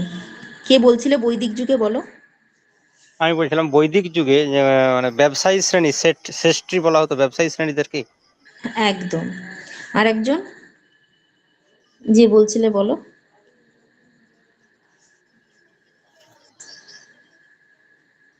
আচ্ছা, হ্যাঁ, ঠিকই বলছো। এটা হচ্ছে বৈদিক যুগ, ঠিক আমি বলবো না কিন্তু এখানে একটুখানি ভুল হলো। এটা মোটামুটি তোমার ওই খ্রিস্টপূর্ব 6ষ্ঠ শতক, যখন আহ মানে বৈদিক যুগের শেষের দিকটায় চলে এসেছি, আর এদিকে তোমার ষোড়শ মহাজনপদের জনপদগুলোর উত্থান হচ্ছে। পরবর্তী বৈদিক যুগ বলা যেতে হ্যাঁ, পারে। হ্যাঁ, পরবর্তী বৈদিক যুগ, এক্স্যাক্টলি। ঠিক আছে, সেই টাইমটায় কিন্তু এই ধরনের কিছু ব্যবসায়ীদের পেয়েছিলাম, যারা একটু বড় ব্যবসায়ী, যারা দূর দূরান্তে জাহাজ নিয়ে বাণিজ্য করতে যাচ্ছে, এবং তারা ভালো ভালো মানে বেশ ভালো আর কি রেভিনিউ এর জন্য নিজেদেরকে রেডি করছে। কারণ কি বৈদিক যুগে কি বলা হয়েছিল? বৈদিক যুগে মনে আছে তোমাদের যে বলা হয়েছিল না যে ব্রাহ্মণরা একটা টাইমে বিধান দিয়েছিল যে ব্যবসা করতে যাওয়াটাও কিন্তু ওই সমুদ্র পারাপার করাটাও কিন্তু একটা পাপ পাপ কাজ। হ্যাঁ, মানে বিজনেসটাকে আটকে দেওয়ার জন্য। কিন্তু সেটা তো সেই জায়গা থেকেই প্রতিবাদী ধর্ম আন্দোলন, বিভিন্ন কারণের মধ্যে থেকে এটাও একটা কারণ ছিল। তখন কিন্তু আমরা এই গহপতি সেটটি এদেরকে কিন্তু পেয়েছিলাম। ঠিক আছে, তো এই যে ধরো ডেপথে আমি কতটা যাব, এটা কিন্তু তুমি চট করে আহ ধরো তুমি একটা বইতে মানে যেরকম ধরো মেটেরিয়াল আমরা এসএলএসটির জন্য পড়ে বেরিয়ে যাচ্ছি যে 16খানা জনপদের নাম বলছি, তার পাশ দিয়ে কোন নদী বয়ে যাচ্ছে পড়েছি, সেটা গণতান্ত্রিক না রাজতান্ত্রিক পড়ছি, সেটা উত্তর ভারতে না দক্ষিণ ভারতে পড়ছি, কিন্তু তার সাথে সাথে এই যে এই বিষয়টা, এটা হয়তো আমরা এড়িয়ে যাচ্ছি বা এটা হয়তো আমরা পড়লাম না। এই যে বলছি না যে গ্র্যাজুয়েশনের বইটা একটু উল্টাও, এটার জন্যই বলছি। আমি বলছি না গ্র্যাজুয়েশনের বইটা A to Z পড়ে নাও, তোমার এখনকারের পড়াটা পড়ে নিয়ে তুমি ওই চ্যাপ্টারটা একবার গ্র্যাজুয়েশনের বইতে উল্টাও, যে আর কিছু কি এখানে পাচ্ছি। হ্যাঁ, তোমার যদি নিজের বইটা পড়া থাকে, তুমি জানো বইটার কোথায় কি আছে। এটা এটা হয় প্রত্যেকটা স্টুডেন্টেরই, কিন্তু সেই কাজটা থাকে, তখন চোখে ভেসে ওঠে, লিখতে গিয়ে চোখে ভেসে ওঠে না বইয়ের ঠিক ওই পেজটা বা নোটের সেই পেজটা। তো সেইগুলো একটুখানি পাতা উল্টালে দেখবে যেটা তোমার স্মৃতিতে হয়তো একটু ধুলোচাপা পড়ে গেছে, সেটা কিন্তু তোমার মনে পড়ে যাবে। এবং তোমার সেটা কিন্তু খুব একটা হ্যাপি ফিলিং দেবে তোমাকে, আমি গ্যারেন্টি দিচ্ছি। তুমি দেখবে খুব হ্যাপি ফিলিং দেবে যে আরে হ্যাঁ এটা তো পড়েছিলাম, হয়তো 5 বছর বা 7 বছর আগে পড়েছি, এই জায়গাটা একবার দেখে রাখলাম। ঠিক আছে, এই কাজটা একটু করা মানে নিজেকে জাস্ট একটু স্মার্ট ওয়েতে এগিয়ে রাখা, আর কিছু না। হলো? আমাকে কি প্রশ্নটা যেন করলে, এটাই কি একটা প্রশ্ন করলে তোমরা, যেটার উত্তর দিতে গিয়ে এটা বললাম আমি, মনে পড়ছে না। ও হ্যাঁ, কতটা বই পড়বো। হ্যাঁ, তো সেক্ষেত্রে এইভাবে কিন্তু তোমরা গ্র্যাজুয়েশনের বইগুলোকে একটু সাথে রাখছো। আর একটা বিষয় যেটা আমাদের পড়া হয় না, সেটা একটুখানি বলি। সেটা হচ্ছে তোমার ভারত স্বাধীনতা লাভ করলো, ওইখানে গিয়েই কিন্তু মোটামুটি আমরা স্টপ করে দিই। হ্যাঁ, কারণ সিলেবাসে কি লেখা থাকে যে ভারতের স্বাধীনতা 1947 পর্যন্ত। তারপরে আমি বলবো যে দেশভাগ যেটা হলো, হ্যাঁ, সেই দেশভাগে কোন কোন রাজ্য কোন দলে যোগ দিল এবং সেই টাইমে যোগ দেওয়ার আগে যে দ্বান্দ্বিক পরিস্থিতির বা একটা কেওটিক একটা সিচুয়েশন তৈরি হয়েছিল, হিন্দু মুসলিম বলো বা তোমার ভারতীয় যে রাজারা ছিল, দেশীয় রাজারা, সেটা কোন দেশে যোগ দেবে, সেখানে কার কি ধরনের কাজকর্ম আর কি সেক্ষেত্রে অনুপ্রেরণা দিয়েছিল বা কিভাবে মানুষ ভাবছিল, সেটা কিন্তু একটুখানি পড়ে রাখবে। আমাদের এখানেও পড়ানো হবে, আমরাও পড়াবো, ওটা আমরা ভেবেই রেখেছি ওই জায়গাটা। ঠিক আছে, এটা গেল। আর মধ্যযুগের ইতিহাসের ক্ষেত্রে আমি বলবো যে খুব ভালো করে অ্যাডমিনিস্ট্রেটিভ পার্ট, কে কার দাদা ছিল, কে কার কাকা ছিল, কার সাথে কার বিয়ে হলো, এগুলো মনে হয় না খুব বেশি করে ম্যাটার করবে। কিন্তু তোমার অফিসিয়াল যে পোস্টগুলো ছিল, কি কি ট্যাক্স কোন টাইমে ছিল, কে কোন ট্যাক্সটা বন্ধ করে দিয়েছিল, ট্যাক্সগুলোর যে নাম সেটা অ্যাকচুয়ালি কি কি, মানে এই যে খারাজ, খামস, জাকাত, জিজিয়া, জিজিয়াটা কি, জাকাতটা কি, কারা দিত, হ্যাঁ, এইগুলো কিন্তু একদম পুরো ক্লিয়ার ভাবে রাখবে। কে ইন্ট্রোডিউস করছে, কে তুলে দিচ্ছে, বোঝা গেছে? ইকতা কে ইন্ট্রোডিউস করলো, কে কখন কিভাবে সেটাকে রাখলো, কে কমিয়ে দিল, ইকতার পরিবর্তন কেমন হয়েছিল।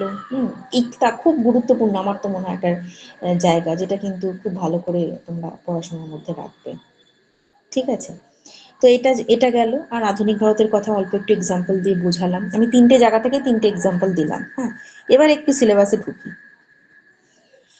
সেটা হচ্ছে প্রথমেই দেখো যেগুলো আছে সেটা কি না জানি, সিন্ধু সভ্যতা থেকে শুরু হচ্ছে। এবার সিন্ধু সভ্যতা যখন তুমি পড়ছো, তোমরা সিন্ধু সভ্যতা বোধহয় প্রত্যেকেই এখানে হাজারখানেক বার পড়ে ফেলেছো। হ্যাঁ, এখনই যদি প্রত্যেককে বলতে বলা হয়, মোটামুটি তোমরা 15 সিন্ধু সভ্যতা নিয়ে বলতে পারবে। আমরা প্রত্যেকে ইতিহাস শুরুই করি এটা দিয়ে, সুতরাং এটা আমাদের কাছে খুব কমন একটা জায়গা। এবার এটার জন্য আমি কোন কোন টুইস্ট গুলো মাথায় রাখবো, সেটা হচ্ছে যে ধরো তুমি 10টা কেন্দ্র সম্পর্কে পড়েছো। 10টা কেন্দ্র তো কোথায় অবস্থিত, কি কি পাওয়া গেছে, হ্যান ত্যান সব মুখস্থ। তুমি এবার দেখো যে ওই কেন্দ্রগুলোর মধ্যে কোন কোন কেন্দ্র স্বাধীনতার পরে আবিষ্কৃত হয়েছে, কোন কোন কেন্দ্র স্বাধীনতার আগে আবিষ্কৃত হয়েছে, কোন কোন রাজ্যে অবস্থিত, বর্তমান কোন রাজ্যে পড়ছে। ধরো আমি যদি বলি পাঞ্জাব, পাঞ্জাব থেকে কটা কেন্দ্র পাচ্ছি, পাঞ্জাবে 4টে কেন্দ্র আছে না 5টা কেন্দ্র আছে হরপ্পা সভ্যতা, বোঝাতে পেরেছি? পড়াশোনাটাকে ঠিক এইভাবে একটুখানি সেট করতে হবে। বলো, বুঝতে পারলে? হ্যাঁ ম্যাম। কে রেসপন্স দাও, আমি তো কনফিউজ হয়ে যাচ্ছি নালে। একজন, বাকি সবাই হ্যাঁ হ্যাঁ ম্যাডাম, ম্যাম। ক্লিয়ার। একটু নোট করছো তো প্রত্যেকে?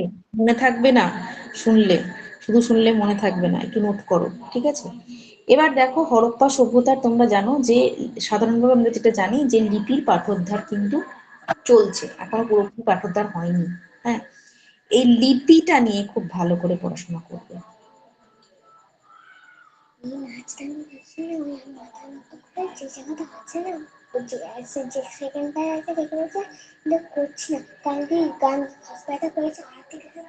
ঠিক আছে, নে, ওকে। তো এটা করলাম লিপির পাঠোদ্ধার। লিপির পাঠোদ্ধারের ক্ষেত্রে আর একটা জিনিস যেটা, সেটা হচ্ছে যে এটার কিন্তু নিয়ে যে কাজ চলছে, সেটা কোন রিসার্চ সেন্টার কিন্তু এই পাঠোদ্ধারের কাজটা করছে, সেই টিমের কয়েকজন মানুষের নাম। তোমরা এইভাবে কেউ ভেবেছো হরপ্পাকে? বলো তো আগে,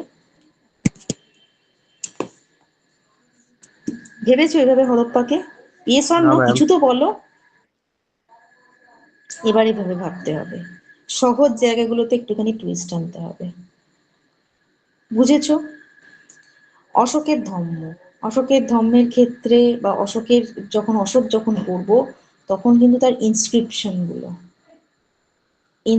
গুলোতে কোন কোন ইনস্ক্রিপশনে কি কি আছে লেখা, ঠিক আছে, সেটা একটুখানি জট ডাউন করবো।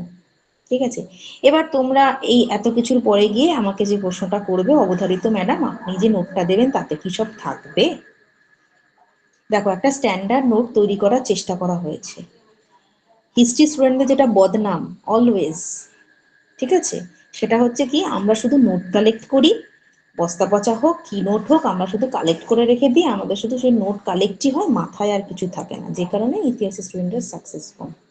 এটা আমাদের কিন্তু বদনাম, তোমরা মানো আর না মানো, এই জায়গাটায় আমি দীর্ঘদিন রয়েছি। এবং এটাও সত্যি যে অনেক স্টুডেন্টই এখানে ব্যাচে ভর্তি হয় শুধুমাত্র নোট নেওয়ার জন্য, ক্লাসে পড়া বোঝার জন্য নয়, ঠিক আছে, এটা ফ্যাক্ট। কিন্তু সবার প্রথমে নিজেকে জানতে হবে যে ইতিহাসের নোট বইতে, মানে বাজারে খুব ভালো ভালো বই রয়েছে, প্রচুর বই রয়েছে। 5টা বই যদি তোমার হাতে থাকে, তুমি নিজেই নোট তৈরি করতে পারবে। কিন্তু মেন ইম্পর্টেন্ট হচ্ছে আমি কোন বই থেকে কতটা নোট পড়বো, কি বাদ দেবো, আর আমার মাথায় কতটা রাখবো, ঠিক আছে? তো সেক্ষেত্রে সেই পরিমিতি বোধটা কিন্তু আমরা দেব, যে তুমি কতটা পড়বে, নিজেকে কিভাবে প্র্যাকটিস রাখবে। এই বইতে ওইটা আছে, এই বইয়ের নোট ওইটা। দেখো, আমি একটা যদি বিশাল বড় একটা 5টা বই থেকে 5 রকম যা যা পেলাম তোমাকে আমি দিয়ে দিলাম, তোমার সেটা বেশি কাজে লাগবে না নিজে যখন তুমি স্টাডি করবে সেটা তোমার বেশি কাজে? একটা কম্প্যাক্ট নোট তোমার হাতে তুলে দেওয়া হলো, তারপরে গিয়ে তোমার যা যা এরিয়ায় যা যা জানা আছে সেখান থেকে তুমি নিজে একটু সেলফ স্টাডি করবে, সেটা অনেক বেশি করে মনে থাকবে নাকি? বলো তো। তোমাকে হ্যাঁ ইন্টারভিউটা ম্যাম। তোমাকেই ফেস করতে, ঠিক কি না? বলো, ইন্টারভিউটা তোমাকেই ফেস করতে হবে। এবং এই পরীক্ষার ক্ষেত্রেও গিয়ে দেখবে তুমি নিজে খুঁজে একটা জিনিস যদি পড়ো, সেটা তোমার অনেক দিন পর্যন্ত মনে থাকবে, খুব ভালো করে মনে থাকবে। সবই ছাপার অক্ষরে যদি আমি ছাপিয়ে দিয়ে দিই, তোমার একটা টাইমে পরে মোনোটোনাস লাগবে। বুঝেছো? এখানে এটা কি বলবো, ক্লাস 6, 7, 8 বাচ্চাদের পড়া তো নয় যে এই ম্যাম বলে দিয়েছে, স্যার বলে দিয়েছে, এখান থেকে এইটুকুনি পড়তে, এখান থেকেই সহজে, মানে আমি এর বাইরে আর কিছু দেখবো না। এখানে স্বয়ং বিধাতাও জানে না যে প্রশ্ন কি হতে চলেছে। কি তাই তো? আমার সাথে কি তোমাদের মতামত, তোমরা কি আমার মতামতের সাথে এগ্রি করছো? Yes or no? হ্যাঁ ম্যাম। যদি এগ্রি নাও করো সেটাও আমাকে বলতে পারো, খোলাখুলি বলো, তোমাদের মনে যদি অন্য কিছু আসে। আসছে কিছু অন্য কিছু ব্যাপার, ভয়ের কিচ্ছু ব্যাপার নেই, খোলাখুলি বলতে পারো। হ্যাঁ, আচ্ছা, এবার দেখো মধ্যযুগের ইতিহাস। মধ্যযুগের ইতিহাসের ক্ষেত্রে আমি সবার প্রথমে তো ধরেই আমি তোমাদের বলেই দিয়েছি, মাথায় ঢুকিয়ে নাও, তোমরা 11, 12 জন্য পরীক্ষা দিচ্ছ। সুতরাং 9, 10 কতটুকু কম ছিল আমার দেখার দরকার নেই, আমি 11, 12 মতো করেই নিজেকে রেডি করবো। হ্যাঁ, তো সেক্ষেত্রে দেখো, এই যে তোমার একটা খুব গুরুত্বপূর্ণ জায়গা, দিল্লি সুলতানের প্রশাসনিক কাঠামো এবং প্রাদেশিক সরকার, তার সাথে ধর্মাশ্রয়, মানে দিল্লির যে সুলতানি শাসনের যে স্ট্রাকচারটা ছিল সেটা কতটা ধর্মাশ্রয়ী ছিল, ঠিক আছে? তো এটা কিন্তু খুব গুরুত্বপূর্ণ। এখানে শুধু একটা শব্দ দেখো ধর্মাশ্রয়ী বলে, কিন্তু থিওক্রেসি, এটা কিন্তু দ্য প্রবলেম অফ থিওক্রেসি ইংলিশে দেখো লেখা আছে, রাষ্ট্র সংক্রান্ত সমস্যা, ধর্মাশ্রয়ী রাষ্ট্র সংক্রান্ত সমস্যা। এটা কিন্তু খুব গুরুত্বপূর্ণ একটা জায়গা, যেটা কিন্তু আমরা খুব ভালো করে পড়বো। আমি কিন্তু পুরো অরিজিনাল যেটা সিলেবাস সেটা দেখিয়ে কিন্তু বলে দিচ্ছি তোমাদেরকে। এগুলো নোট রাখো, হলো? আচ্ছা, নেক্সট চলে যাই বাবর, অর্থাৎ কিনা মুঘল যুগ। মুঘল যুগের ক্ষেত্রে আমরা পরপর প্রত্যেকটা রাজার যে কাহিনী আমরা পড়ি, খুব ভালো কথা। মুঘল আফগান দ্বন্দ্ব, এই সময়কালের রাজনৈতিক সংহিতা, মানে স্টেবিলিটি, রাজনৈতিক যে স্টেবিলিটি, মানে কতটা রাজনীতি আর কি বিক্ষিপ্ত ছিল, নাকি সেখানে কোন কোন সমস্যা মানুষকে নানাভাবে আর কি ব্যতিব্যস্ত করেছিল, এই যে বিষয়গুলো, ঠিক আছে, এটা কিন্তু এখানে গুরুত্বপূর্ণ জিনিস। হ্যাঁ, বংশবদারি সিস্টেম, আকবরের ধর্মীয় নীতি ভীষণ গুরুত্বপূর্ণ। হ্যাঁ, আমরা ভালো করে দেখছি এই জায়গাটা। শিবাজি, হ্যাঁ, আমরা ঔরঙ্গজেব পর্যন্ত খুব ভালো করে পড়ি, ঔরঙ্গজেবের পরে যে পরবর্তী মুঘল সম্রাট তাদেরকে আমরা একটুখানি কম আর কি আমাদের আওতার মধ্যে রাখি, কিন্তু এখানে কিন্তু সেটা পড়তে হবে। মানে পরবর্তী মুঘল সম্রাট যারা যারা ছিলেন, দ্বিতীয় বাহাদুর শাহ জাফর পর্যন্ত, প্রত্যেকেরই কিন্তু কিছু না কিছু অন্তত এক লাইন করে কাজ। যেরকম তোমরা জানো রঙ্গিলা সম্রাট কাকে বলা হতো? মোহাম্মদ হ্যাঁ ম্যাম। শাহকে। Very good. এইরকম এই কিছু কিছু তথ্য কিন্তু এদের সম্পর্কে রয়েছে, এইগুলো কিন্তু আমরা মনে রাখবো। নাদির শাহ ভারত আক্রমণ করেছিলেন কার টাইমে, ঠিক আছে। তারপরে হ্যাঁ ধরো ফারুক শের ফরম্যান, যেটা ফরম্যান বা দস্তক, হ্যাঁ, দস্তক যখন আদায় করলো ইউরোপীয় বা এই তোমার ইস্ট ইন্ডিয়া কোম্পানি, তখন মুঘল সম্রাট কে ছিলেন? এগুলো কিন্তু সব পরবর্তী মুঘল সম্রাটদের জায়গাতে পড়ছে, ঠিক আছে। এইগুলো আমরা দেখছি ভালো করে। আর একটা জিনিস এখান থেকে যেটা শুরু হচ্ছে সেটা হচ্ছে মুঘল সাম্রাজ্যের সংকট, 18 শতকে মুঘল সাম্রাজ্যের সংকট। হ্যাঁ, যখন কিনা এই যে বাংলা, অযোধ্যা, হায়দ্রাবাদ, এই প্রত্যেকটা জায়গাতেই তো কোনো কোনো মুঘল আর কি মুঘল সম্রাটদের কাছ থেকে অনুজ্ঞাপ্রাপ্ত, মানে কি বলবো, এক একজন রিপ্রেজেন্টেটিভ এই সমস্ত জায়গাতে আসলেন, এবং সেখানে তারপর সেখান থেকে আর কি স্বাধীন একটা শক্তি হিসেবে বা শক্তিশালী একটা আঞ্চলিক শক্তি হিসেবে মাথাচাড়া দিয়ে ওঠা, সেই প্রসেসটা শুধু আমরা এটা বাংলার ক্ষেত্রে পড়ি, হ্যাঁ, বাংলায় মুর্শিদকুলি ফাঁকে পড়ি না, আমরা হায়দ্রাবাদও পড়বো, অযোধ্যাও পড়বো, ঠিক আছে। শিবাজি, শুধু শিবাজি না, এখানে কিন্তু কোনো জায়গাতে পেশোয়ার কথা, পেশোয়াদের কথা কিন্তু উল্লেখ করা নেই। যে পেশোয়াদের যে শাসন আমরা পেয়েছিলাম, সেই পেশোয়াদের যে ক্রোনোলজিটা সেটা পড়বো, মনে থাকবে। এগুলো কিন্তু সব হচ্ছে সিলেবাসের ভেতরকারের গল্প যাকে বলে। সবই কিন্তু আমাদের পড়া, তোমরা খেয়াল করে দেখো, কোনো না কোনো সময় কখনো না কখনো পড়েছো। এখানে আমি তোমাদের একটা নোট যতটা না রেডি করে দিতে পারবো, আমার মনে হয় তোমাদের একদিন পড়ে আসা যে সমস্ত বইপত্র এবং নোট রয়েছে, তোমরা কিন্তু চটপট সেখান থেকে অনেক ভালো করে বার করতে পারবে, এবং তোমাদের ব্রেনও কিন্তু সেটা সবার আগে নেবে, কারণ সেগুলো তোমাদের একবার করে পড়া, কি তাই না? খাতা খুললেই ওই পাতায় ওইটা আছে, বই খুললে সেই পাতায় সেইটা আছে, একবার চোখে দেখলেই মনে চলে আসে না সেই পুরনো স্মৃতিগুলো? সেটা দেখবে রিকল করা অনেক সহজ, তাই না? ওই একই জিনিস হয়তো ছাপার অক্ষরে নতুন করে লেখা আছে, সেটা তুমি যত না তাড়াতাড়ি পড়ে আত্মস্থ করতে পারবে, পুরোনোটা কিন্তু অনেক বেশি করে ব্রেন নেবে। কি তোমরা এটার সাথে আমার সাথে একমত? কি বলো আমাকে, কেউ নাও নাকি আমার সাথে একমত? নাকি আবার সেই ধুলো ঝেড়ে বার করতে হবে, এটা ভাবছো? কি ভাবছো বলো? না ম্যাম, ঠিক আছে। বাকিরা হবে এই কাজটা?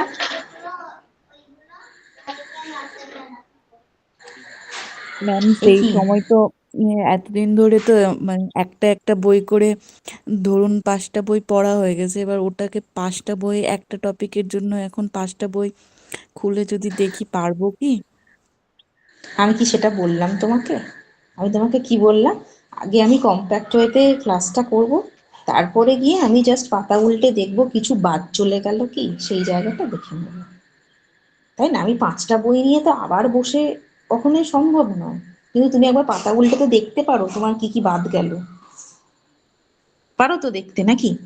হ্যাঁ ম্যাম। তোমার নিজেরই বই, নিজেরই স্টাডি করা জিনিস, এমন কিছু টাইম লাগবে না যদি খুব মনোনিবেশ করে একটুখানি ঘাঁটো, ঠিক আছে।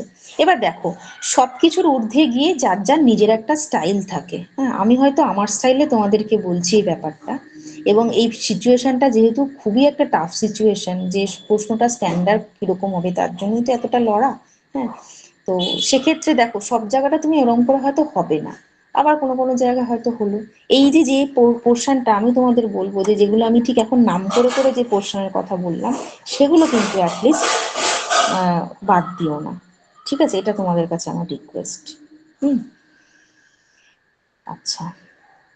এবার সিরাজ ইস্ট ইন্ডিয়া কোম্পানি ব্যক্তিগত বাণিজ্যের জায়গাটা আসছে। এখানে তোমরা এই যে ব্যক্তিগত বাণিজ্য বলে যে জায়গাটা রয়েছে না, সেখানটাতে তোমরা যেটা দেখবে খুব ভালো করে, সেটা হচ্ছে এই যে ইস্ট ইন্ডিয়া কোম্পানির ধরো এখানে বাণিজ্য করতে শুরু করা তো দীর্ঘদিন আগে থেকে, কিন্তু অফিসিয়ালি একটু একটু করে নিজেদের প্রচুর দাবি দাওয়াগুলোকে আদায় করে নেওয়া, যেটা ধরো সেই জাহাঙ্গীরের টাইম থেকে কিন্তু শুরু হয়েছিল, সেটার একটা ক্রোনোলজি মেনটেন করে মনে রাখার চেষ্টা করবে।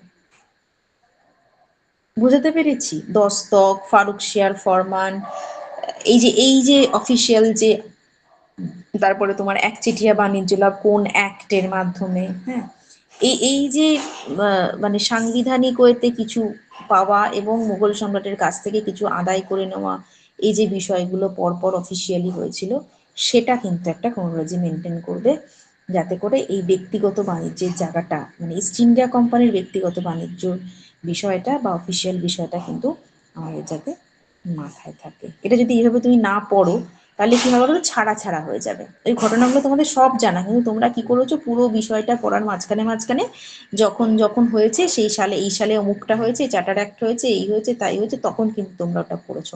আলাদা করে ওটার কোনো ক্রোনোলজি, এই ঘটনাটারই কোনো ক্রোনোলজি মেনটেন করে কিন্তু সাধারণত আমরা পড়ি না। কিন্তু এই ক্ষেত্রে এটা তুমি করে রাখবে। এটা করতে হার্ডলি 30 থেকে 40 মিনিট লাগবে। তুমি একবার নিয়ে বসে দেখো, ঠিক আছে? 30 থেকে 40 মিনিট লাগবে এই জায়গাটা করতে। কিন্তু একবার যদি করে নাও, ওই করতে করতেই তোমার ব্রেনে কিন্তু ঢুকে গেল। হ্যাঁ, তারপরে গিয়ে জাস্ট একবার রিভিশন করা। বুঝেছো? আচ্ছা, কলোনিয়াল অর্থনীতি, এই জায়গাটা খুব গুরুত্বপূর্ণ। হ্যাঁ, কেন গুরুত্বপূর্ণ? অর্থনীতির বিভিন্ন রকম স্ট্রাকচার এই টাইমে আমাদের দেখিয়েছে। হ্যাঁ, তোমার মুক্তদার অর্থনীতি, রুদ্ধদ্বার অর্থনীতি, হ্যাঁ, এরকম বেশ কিছু অর্থনীতি কিন্তু আমরা পেয়েছিলাম এই টাইমে। ঠিক আছে, অ্যাডাম স্মিথের কথা পড়েছিলাম, তাই না? তো এই যে ইকোনমিক স্ট্রাকচার গুলো, যেগুলো সেই টাইমে এক্সিস্ট করছে বিভিন্ন দেশে, এবং ইন্ডিয়াতে ইস্ট ইন্ডিয়া কোম্পানি ঠিক কি কোন জিনিসটা ফলো করতে চাইছে, কি জন্য ফলো করতে চাইছে, সেটা তোমাদের একটুখানি আমি পড়ার জন্য বলবো। এটা আমার কাছে একটা খুব সুন্দর, আমি একটা টাইমে করেছিলাম, তোমাদের জন্যই করিয়েছিলাম। যদি আমার ওই পোর্শনের ক্লাস পড়ে, আমি কিন্তু তোমাদের দেব, বা আমার নাম্বার তোমাদের প্রত্যেকের কাছে আছে আশা করি, চেয়ে নিও। ঠিক আছে, যদি ধরো ওই পোর্শনটা অন্য কোনো স্যার ম্যাডাম পড়ালেন। এটা আমার খুব সুন্দর করে রেডি করা আছে। তোমাদের যে ব্যাচ শিডিউল আছে, ওখানে কিন্তু আমার ফোন নাম্বার দেওয়া থাকে, হ্যাঁ, দেখে নিতে পারো। আচ্ছা, তারপরে হচ্ছে এই যে অবশিল্পায়ন, সম্পদের বহির্নির্গমন। হ্যাঁ, সম্পদের বহির্নির্গমন যে তত্ত্বটা, ড্রেন অফ ওয়েলথ, প্রত্যেকের নিশ্চয়ই একটু হলেও স্মৃতিতে আছে যে এই যে পলাশী, লুণ্ঠন, ড্রেন অফ ওয়েলথ, এগুলো এই যে বিষয়গুলো, এগুলো আমরা কোন কোন ঐতিহাসিকদের লেখা থেকে পাচ্ছি। যেরকম দাদাভাই নওরোজির poverty and unBritish rule of India, মনে পড়ছে নিশ্চয়ই? হ্যাঁ, এই যে বলা হচ্ছে যে সম্পদের বহির্নির্গমন বিষয়টা কি, হ্যাঁ, ভারতকে একটা কি তৈরি করে দেওয়া হলো, একটা কাঁচামাল সরবরাহকারী দেশে পরিণত করা হলো, এবং ইংল্যান্ডের বাজারে যে প্রোডাকশন হবে সেটা বিক্রি হবে ভারতবর্ষে, মানে একটা বাজার দখল করা হয়ে গেল, তাই তো? এই যে বিষয়টা, এই ইকোনমিক স্ট্রাকচারটা, যেটা সেটা আমি ইস্ট ইন্ডিয়া কোম্পানি চাইছি, ইংরেজরা চাইছে, সেটা ভারতের ইকোনমিকে কিভাবে ক্ষতিগ্রস্ত করে দিল, ভারতে অবশিল্পায়ন ডেকে আনলো। ঠিক আছে, আমাদের তাঁতে বোনা একটা কাপড়, যেটা মোটা সুতো দিয়ে তৈরি, যেটা রংচঙে নয়, সেটা বুনতে সময় লাগে, 1 সপ্তাহে হয়তো 2টো কাপড় তৈরি হয়, সেটার দামও বেশি, সেটাকে দেখতেও ভালো না, অথচ ইংল্যান্ডের কলে তৈরি কাপড় একদম সুন্দর মসৃণ, তার রং ভালো, দাম কম, সেটা আমার কাছে দেওয়া হচ্ছে। তাহলে আমি কোনটা নেব? ঠিক আছে, এবং কোনটা নেব না, তার চেয়েও বড় কথা হচ্ছে নিজেকে ডিসাইড করতে হবে কেন নেব। হ্যাঁ, এবং এটা আমাদের জন্য কতটা ক্ষতিকারক। কিন্তু দেখো, আজকের দিনে দাঁড়িয়েও কিন্তু আমরা এই বিষয়টা কিন্তু ভাবি না। ভাবি কি, সস্তায় যেটা পাই সেটাই কিন্তু নেই। ঠিক কি না? অনেক কিছু আছে না, এই মিশোতে, হ্যানাতে ত্যানাতে, হ্যাঁ, কত কম দামে কত কিছু পাওয়া যায়, আমরা অর্ডার করে ফেলি না। সেটা চায়না কি ইন্ডিয়ার জিনিস, সেটা কিন্তু সবসময় হয়তো আমরা দেখে উঠছি না। আচ্ছা, তোমরা ঠিকঠাক শুনতে পাচ্ছ না অসুবিধা হচ্ছে বলো তো? তাহলে আমি জায়গাটা চেঞ্জ করব। অসুবিধা হচ্ছে শুনতে? না ম্যাম। না ম্যাম, শুনতে পাচ্ছি। আচ্ছা,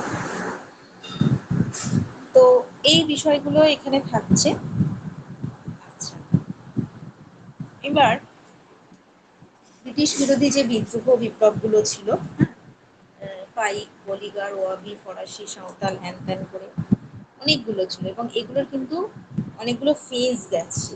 মানে ধরো এই বিদ্রোহটা অমুক দিন শুরু হলো, 3 বছর বাদেই সেটা শেষ হয়ে গেল, এরকম কিন্তু নয়। হয়তো সেটাকে বিদ্রোহটাকে দমন করা হলো, তখন কিছুদিনের জন্য দমিত হয়ে গেল, তারপরে আবার দেখা যাচ্ছে 7-8 বছর বাদে গিয়ে সেই জায়গাটা থেকে আরো একজন নেতা উঠে আসছেন, এবং সেখান থেকে সেই বিদ্রোহটা আবার শুরু হচ্ছে। হ্যাঁ, এরকম ফেজ ওয়াইজ কিন্তু অনেক বিদ্রোহ গেছে। সেইটা, এটাও খুব সুন্দর করে চার্টের আকারে প্রেজেন্ট করা হয়। হ্যাঁ, আমি তোমাদের কিন্তু বারবার বলছি, হ্যাঁ, ব্যক্তিগতভাবে ধরো একটা একটা মেটেরিয়াল একটা রেডি থাকে, তার বাইরে গিয়েও আমাদের প্রত্যেকের ব্যক্তিগত অনেক রকমের মেটেরিয়াল আমরা বানাই, পড়ানোর সুবিধার জন্য বা নিজের পড়ানোর জন্য বানিয়েছি। তোমাদের যার যখন যেটা অসুবিধা হবে সেটা কিন্তু বলবে, ঠিক আছে? সেই মতো করে যার কাছে যেটা আছে সেটা কিন্তু আমরা প্রোভাইড করার চেষ্টা করবো, ঠিক আছে? যেহেতু সময়টা কম, সবকিছু তোমরাও রেডি করে নিয়ে উঠতে পারবে না, এটাও একটা ব্যাপার। হ্যাঁ, তো সে জায়গা থেকে আমরা কিন্তু সাহায্য করবো সেগুলো করার জন্য। আচ্ছা, কংগ্রেসের উত্থান, এখানে দেখো জাতীয়তাবাদের উত্থানের আদি পর্ব দিয়ে বিদ্যাসাগর, তারপরেই কংগ্রেসের উত্থানে চলে এসছে। এখানে কিন্তু এর মাঝখানে অনেকগুলো জিনিস বাদ চলে গেল, সেগুলো কি বলতো, কারোর মনে আছে এর মাঝখানে কি বাদ যাচ্ছে?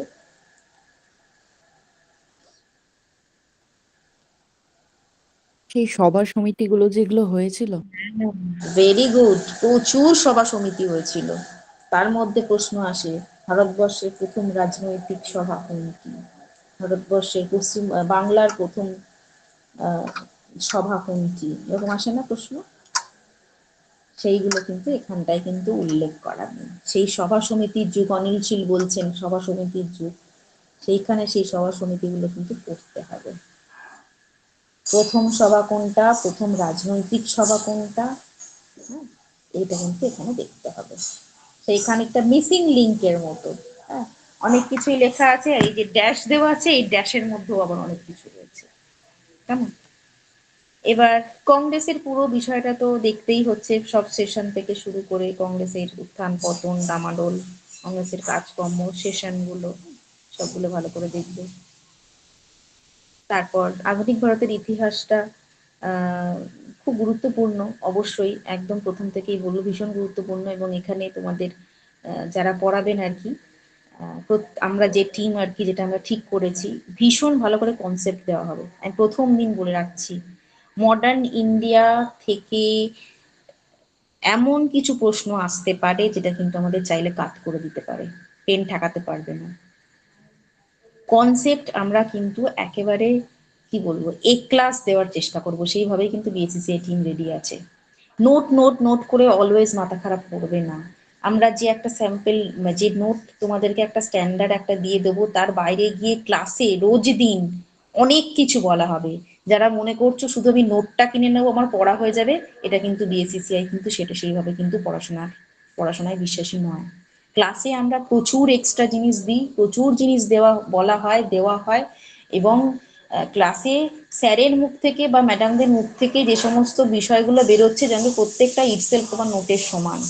হ্যাঁ, এখানে যারা সিরিয়াসলি ক্লাস করে তারা কিন্তু সেই কলেজে পড়ার মতো, স্কুলে পড়ার মতো অনলাইনে পড়ছে, সাথে কিন্তু খাতায় সবটা লেখে। নেটের স্টুডেন্টরা সমস্ত কিছু লোকে, এবং নেটের স্টুডেন্টরা যারা সফল হচ্ছে তাদের যদি তোমরা কথা শোনো, তারা সবসময় বলবে যে লাইভ ক্লাসে স্যার এইটা বলেছিলেন, লাইভ ক্লাসে এইটা বলেছিলেন। সেগুলো আমাদের কানে যখন ঢোকে না, হয়তো সেটা নোটেও লেখা আছে, কিন্তু মনে থেকে যায় ওই শোনা কথাগুলো। এই রকম গুরুত্ব দিয়ে বিষয়টাকে নাও, শুধু নোট পড়ে কিন্তু হয় না। হ্যাঁ, যেটা ইতিহাসের স্টুডেন্টরা যে ভুলটা অলওয়েজ করে থাকে, আগে নোট, এই নোটটা যদি আবার হাতে পেলে সেটা আবার তোমরা মিলিয়ে দেখবে এটা কোন বই থেকে তোলা হয়েছে। কি করো কি না বলো, আমার কাছে এই বইটা আছে কি, আমার কাছে যে 5টা বই আছে, দেখি তো এই লাইনটা ওই বইটা আমার চেনা চেনা লাগছে, ওই বইটা আছে কিনা। এগুলো কিন্তু খুব ভুল কাজ। ইতিহাস কেউ নতুন করে আমরা লেখার জন্য আমরা বসবো না, কেউ আমরা ঐতিহাসিক নই। কোনো না কোনো বই থেকেই ডেটা কালেক্ট করা হবে, আর সেটা যদি না করা হয় তোমরাই বলবে এটা আপনি কোথা থেকে পেয়েছেন, এমন না বড় কথা লিখে দিয়েছেন, কি বলবে কিনা। বইয়ের যে কোনো বইয়ের বাইরে গিয়ে যদি আমি কিছু বলি, বলবে তো? তাহলে নোট তুমি জানবে তোমার কাছে যা আছে প্রচুর আছে, এবং বিএসসিসিআই যেটা দেবে একটা স্ট্যান্ডার্ড দেবে, তার সাথে লাইভ ক্লাসটাকে কিন্তু সাথে রাখো। এইটুকু টাইমের মধ্যে যদি ক্লাসের সাথে সাথে না চলো, সব ছিটিয়ে যাবে। ঠিক আছে? আচ্ছা, নেক্সট ইউরোপের ইতিহাস। ইউরোপের ইতিহাস প্রথম থেকেই যেরকম বলছি যে পুরো কনসেপ্ট দেওয়া হবে, হ্যাঁ, একদম পরপর কনসেপ্ট দেওয়া হবে, তার সাথে ক্লাস 9-এর বই, এবং 9-এর বইয়ের সাথে সাথে কিন্তু তোমরা অবশ্য করেই 9-এর সহায়িকা বই একটা কিন্তু কিনবে, হ্যাঁ, কিনবে, বা যদি কেউ জোগাড় করতে পারো, এটা তোমাদের খুব কাজে দেবে, বেসিক্যালি কাজে দেবে। আমার কথাটা তোমরা মিলিয়ে নিও। দেখবে, ধরো ফরাসি বিপ্লবটা পড়লে, ঠিক আছে, ফরাসি বিপ্লব আমাদের এখানে হয়তো ক্লাস হলো, পড়া হলো, তারপরে গিয়ে তুমি ওই সহায়িকা বইয়ের যে প্রশ্নগুলো আছে, সেখানে মাল্টিপল চয়েস প্রশ্নও কিন্তু থাকে, হ্যাঁ না প্রশ্ন থাকে, ছোট ছোট করে এক লাইনের দেওয়া থাকে। একবার চোখ বোলাও, দেখবে তোমার খুব ভালো মনে থাকবে, কারণ তুমি কনসেপ্টটা বুঝে গেছো। ঠিক আছে, এটা কিন্তু এইভাবে কিন্তু করলে আমার মনে হয় তোমাদের অনেক সময় বাঁচবে। হ্যাঁ, আচ্ছা, আর এদিকে যেটা বলবো সেটা হচ্ছে যে ইউরোপের ইতিহাসে এই যে রুশ বিপ্লব, ওয়েমার প্রজাতন্ত্র, তারপরে তোমার নাৎসি ফ্যাসিবাদ এবং দ্বিতীয় বিশ্বযুদ্ধ, এটা 11-12-এ আছে, 9-10-এ কিন্তু নেই। কিন্তু আমি আশা রাখি যে প্রত্যেকেই তোমরা দুটো পরীক্ষায় দিচ্ছ, সুতরাং পুরো সিলেবাসটাই কিন্তু তোমরা কভার করছো।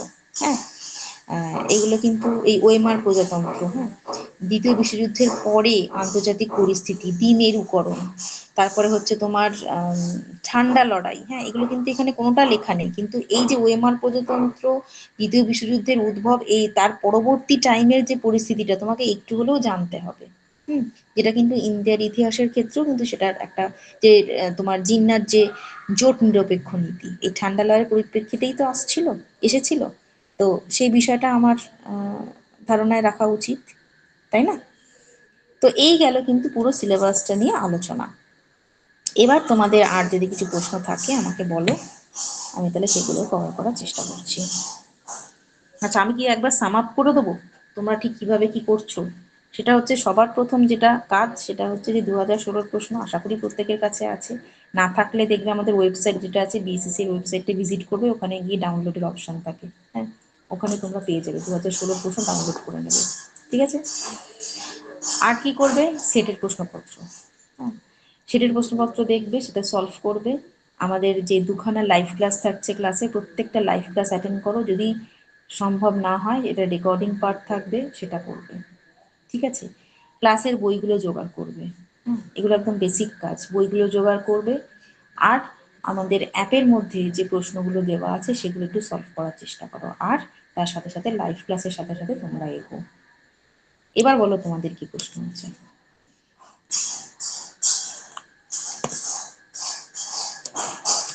Hello ma'am.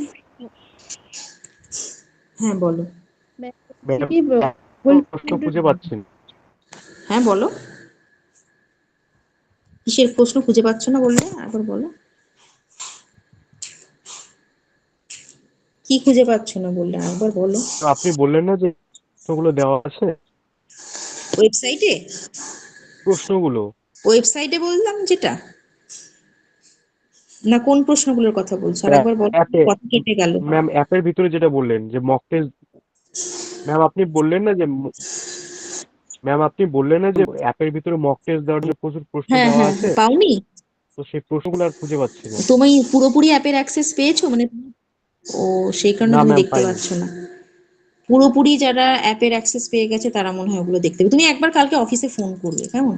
9:30-র পর ফোন করবে, ফোন করে বলবে যে আমি এটা পাচ্ছি না, এটা আমি কিভাবে ঠিক আছে পাবো। ম্যাম। ওরা হয়তো বলে দেবে, হ্যাঁ, বা দিয়ে দেবে। তুমি বলবে যে আমাদের তো, আমি পুরো অ্যাক্সেস হয়তো পাইনি, কিন্তু এই পোর্শনটা আমার দরকার, কিভাবে আমি পেতে পারি।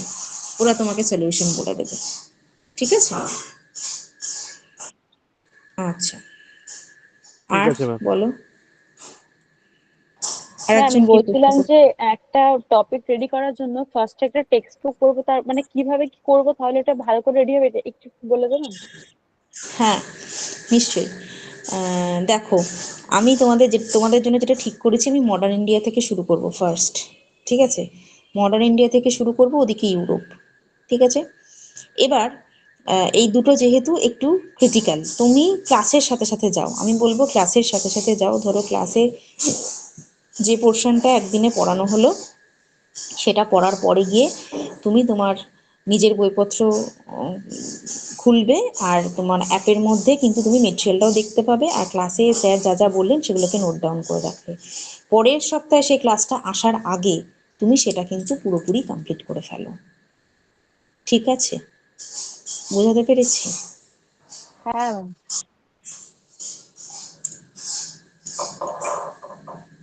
আমি বারে বারে, তোমাদের হয়তো মনে হবে যে নিজের বই খুলো, নিজের বই খুলো, কেন ম্যাম এটা বলছেন? কারণ আমি ভীষণভাবে স্বাচ্ছন্দ্য বোধ করি যে নিজের হাতের লেখা জিনিস বা নিজের তৈরি করা নোট বা নিজের বইতে দাগ দেওয়া সেই জিনিসটা আমি পড়তে খুব স্বাচ্ছন্দ্য বোধ করি। সেটাই যদি ছাপার আকারে লেখা থাকে আমার জন্য ব্রেন নেয় না, মানে নিতে টাইম লাগে। আমি জানি না এটা তোমাদের সাথে হয় কিনা। তো সেই কারণে এই কথাটা হ্যাঁ হয়তো ম্যাম। বারবার বলে ফেলছি। হ্যাঁ, আর আমরা প্রত্যেকে এই সাবজেক্টের স্টুডেন্ট, কিছু না কিছু বই তো আমাদের আছেই। প্রত্যেকে কি শুধু নোট মুখস্থ করেই পাশ করেছো গ্রাজুয়েশনের এমএ? সেটা তো নয়, তাই না? হ্যাঁ, পার্টিকুলার কোনো কোশ্চেনের বই তোমার কাছে না থাকতে পারে, সব বই তো কেনা সম্ভব হয় না, এটা ঠিক কথা। তো সেক্ষেত্রে নোটের খাতাগুলো তো রয়েছে। হ্যাঁ, ম্যাম আর মুঘল প্রশ্ন? পিরিয়ডের উপরে কোন বইগুলো পড়লে ভালো হবে একটু বলবেন? মুঘলের পর বই, জিকে পাহাড়ির বই আছে মুঘলের উপরে, মুঘল সুলতানি দুটোই একটা বইতেই আছে।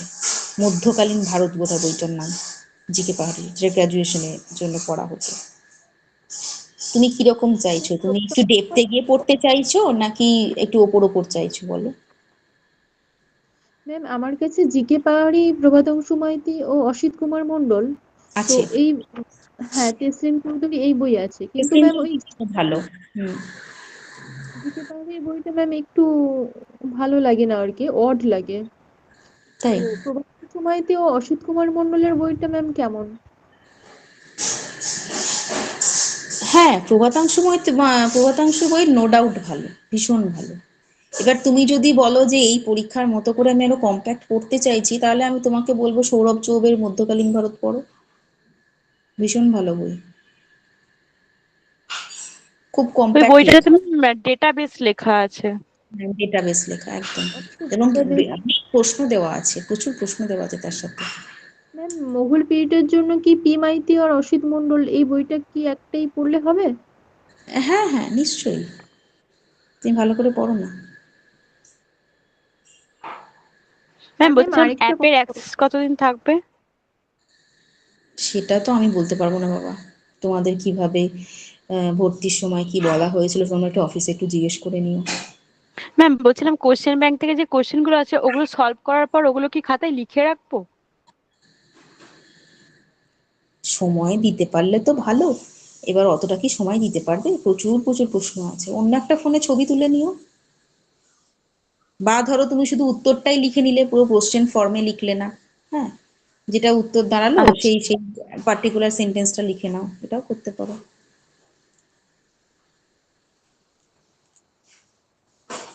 আর খুব চাপ লাগছে ম্যাম। না না না, চাপ নিলে হবে না, নিজেকে মেন্টালি স্ট্রং করতে হবে যে আমি সবটা আমার আয়ত্তের মধ্যে রাখবো। হ্যাঁ, এটা কিন্তু সবার আগে নিজেকে বোঝাতে হবে। যদি প্রথম থেকে আমি পারবো না, তাহলে কিন্তু কোনোদিনই তুমি নিজ আয়ত্তের মধ্যে আনতে পারবে না। বলো, ছেলেরা কিছু বলো, মেয়েরা তো অনেক প্রশ্ন করবে। একটু বলবেন? ওই পোর্শনটা অনেকটা টাফ লাগে ম্যাম। কোনটা গো? সিন্ধু সভ্যতার ওই, আপনি একটু আগে বলেছেন মেনলি কোন কোন পয়েন্টটা পড়তে হবে, ম্যাম কাইন্ডলি আরেকবার একটু বলবেন? হ্যাঁ, আমি বলেছিলাম যে কেন্দ্রগুলো সম্পর্কে যখন পড়বে তখন সেই কেন্দ্রগুলো কোনটা কত সালে আবিষ্কৃত হয়েছিল, এবং সেটা একটা ক্যাটাগরিক্যালি করবে যে স্বাধীনতার আগে কোনগুলো আবিষ্কৃত হয়েছে, স্বাধীনতার পরে কোনগুলো আবিষ্কৃত হয়েছে। আর ধরো পাঞ্জাব বা হরিয়ানা, মানে তোমার উত্তরপ্রদেশ, হ্যাঁ, এরকম যে এক একটা, গুজরাট, হ্যাঁ গুজরাটে কটা কেন্দ্র পেয়েছি, পাঞ্জাবে কটা কেন্দ্র পেয়েছি, এইভাবে একটুখানি ক্যাটাগরিক্যালি ভাগ করে রাখবে। বুঝতে পেরেছো? এটা বলেছিলাম, আর বলেছিলাম লিপিটা নিয়ে বলেছিলাম, হরপ্পা সভ্যতার লিপি, লিপি নিয়ে একটু বিস্তারিত পড়াশোনা করবে।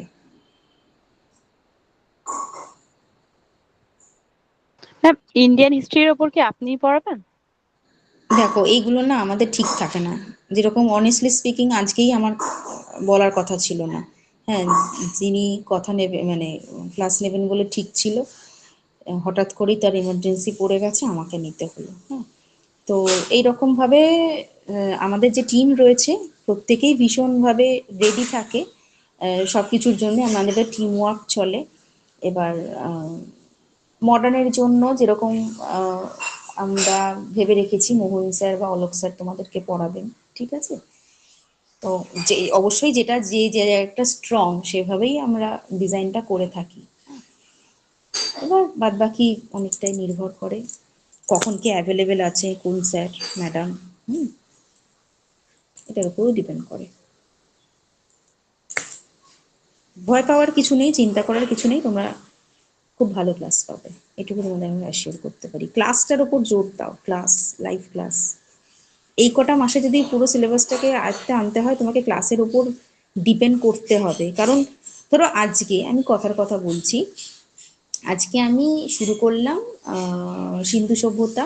সিন্ধু সভ্যতাটা আমি গোটাটা পড়ালাম, তারপরে তোমাকে আমি বৈদিকের খানিকটা আমি মানে কি ধরিয়ে দিলাম আর কি, বা নলেজ দিলাম। তো সেক্ষেত্রে পরের ক্লাসটা আসার সাথে সাথে তুমি যদি সিন্ধুটা রেডি করে না ফেলো, তুমি কিন্তু ওখানেই পিছিয়ে গেলে। পরে পড়বো বলে কিছু রেখে দিও না, ক্লাসের সাথে সাথে পড়ে ফেলো।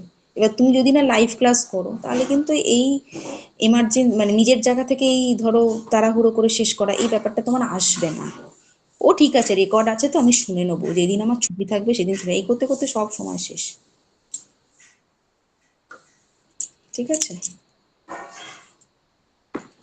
ম্যাম, হ্যাঁ পরের দিন বলো, কোন কোন অধ্যায়ের ক্লাস নেবেন? কি বলছো? বলছি পরের দিন কোন অধ্যায়ের ক্লাস নেবেন? হ্যাঁ, এটা ব্যাচ শিডিউলে দেয়া থাকবে, কেমন? ও, ব্যাচ শিডিউলে দেওয়া থাকবে। পরের দিন আমি চেষ্টা করব ইউরোপের ইতিহাসটা, আজকে যেরকম ইন্ডিয়ান হিস্ট্রি নিয়ে মোটামুটি আমি অনেক জায়গায় বললাম যেটা তোমরা ভালো করে পড়বে, ওটা তোমরা ভালো করবে। ইউরোপের ইতিহাসটা সেভাবে কিছু বলা হয়ে ওঠেনি। আমি চাইবো ইউরোপের ইতিহাসটা একটুখানি বলে দিয়ে একটা টপিক শুরু করতে। ঠিক আছে? ঠিক আছে ম্যাম। এটা প্ল্যানিং এ আছে, কিন্তু এটার পরিবর্তন হতে পারে, এটাও বলে দিচ্ছি। হ্যাঁ, প্ল্যানিং এ এটা আছে আপাতত। হুম, আচ্ছা, আর কিছু প্রশ্ন? ম্যাম বলছি যে থরলি কি মানে পার্ট বাই পার্ট পড়বো, নাকি ধরুন হয়তো সকালবেলার দিকে হরপ্পাটা মানে প্রাচীনটা।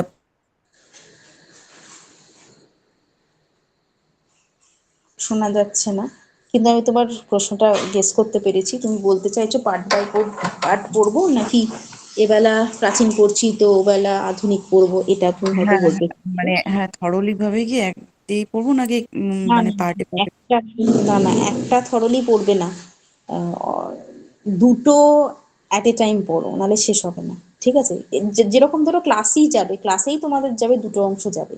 হ্যাঁ, যদি মডার্ন শুরু হয়, মডার্নের সাথে তো আর একটা পোর্শনও চলবে। একদিন মডার্ন হবে, ধরো তোমার সোমবার করে মডার্ন হচ্ছে, তো শুক্রবার করে হয়তো অ্যানশিয়েন্ট হচ্ছে। ঠিক আছে? তো সেই মোতাবেকই নিজেকে রেডি নিজেকে করবে। হ্যাঁ, দুটো পার্ট একসঙ্গে পড়তেই হবে। আবার সবগুলো একসঙ্গে পড়তে গেলে আবার জগা খিচুড়ি লেগে যাবে। কিন্তু দুটো হ্যাঁ পার্ট ওটাই বলছি ম্যাম, যে একটা সালের একটা দ্বন্দ্ব বেঁধে যাওয়ার সমস্যা হ্যাঁ, একটা এরাইজ, ওটাই দুটো বলছিলাম, ওই পার্ট জন্য তোমাকে জিজ্ঞেস পড়তে করছি। হবে একসাথে। ঠিক আছে? Okay ma'am, thank you. Ma'am আপনার যে সিলেবাসটা আজকে দেখালেন এটা কি ম্যাম পাওয়া যাবে পিডিএফ আকারে? হ্যাঁ, এটা ওয়েবসাইটে দেওয়া আছে, তো ডাউনলোড করে নেবে প্রত্যেকে। ওয়েবসাইটটা যাবে, বিএসসিসি এর যে ওয়েবসাইট আছে সেটা ভিজিট করবে। ঠিক আছে? সেখানে পেয়ে যাবে, না হলে আমি তোমাদের হোয়াটসঅ্যাপে যাদের দরকার আমাকে হাই লিখে পাঠাবে, আমি হোয়াটসঅ্যাপে পাঠিয়ে দেবো। ঠিক আছে?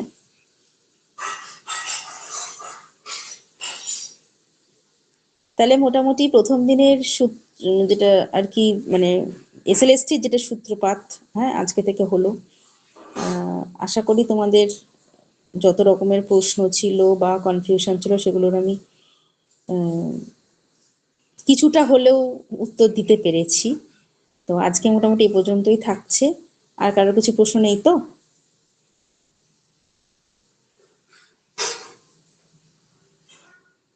ওকে চলো, তাহলে থ্যাংক ইউ, গুড নাইট। কেমন?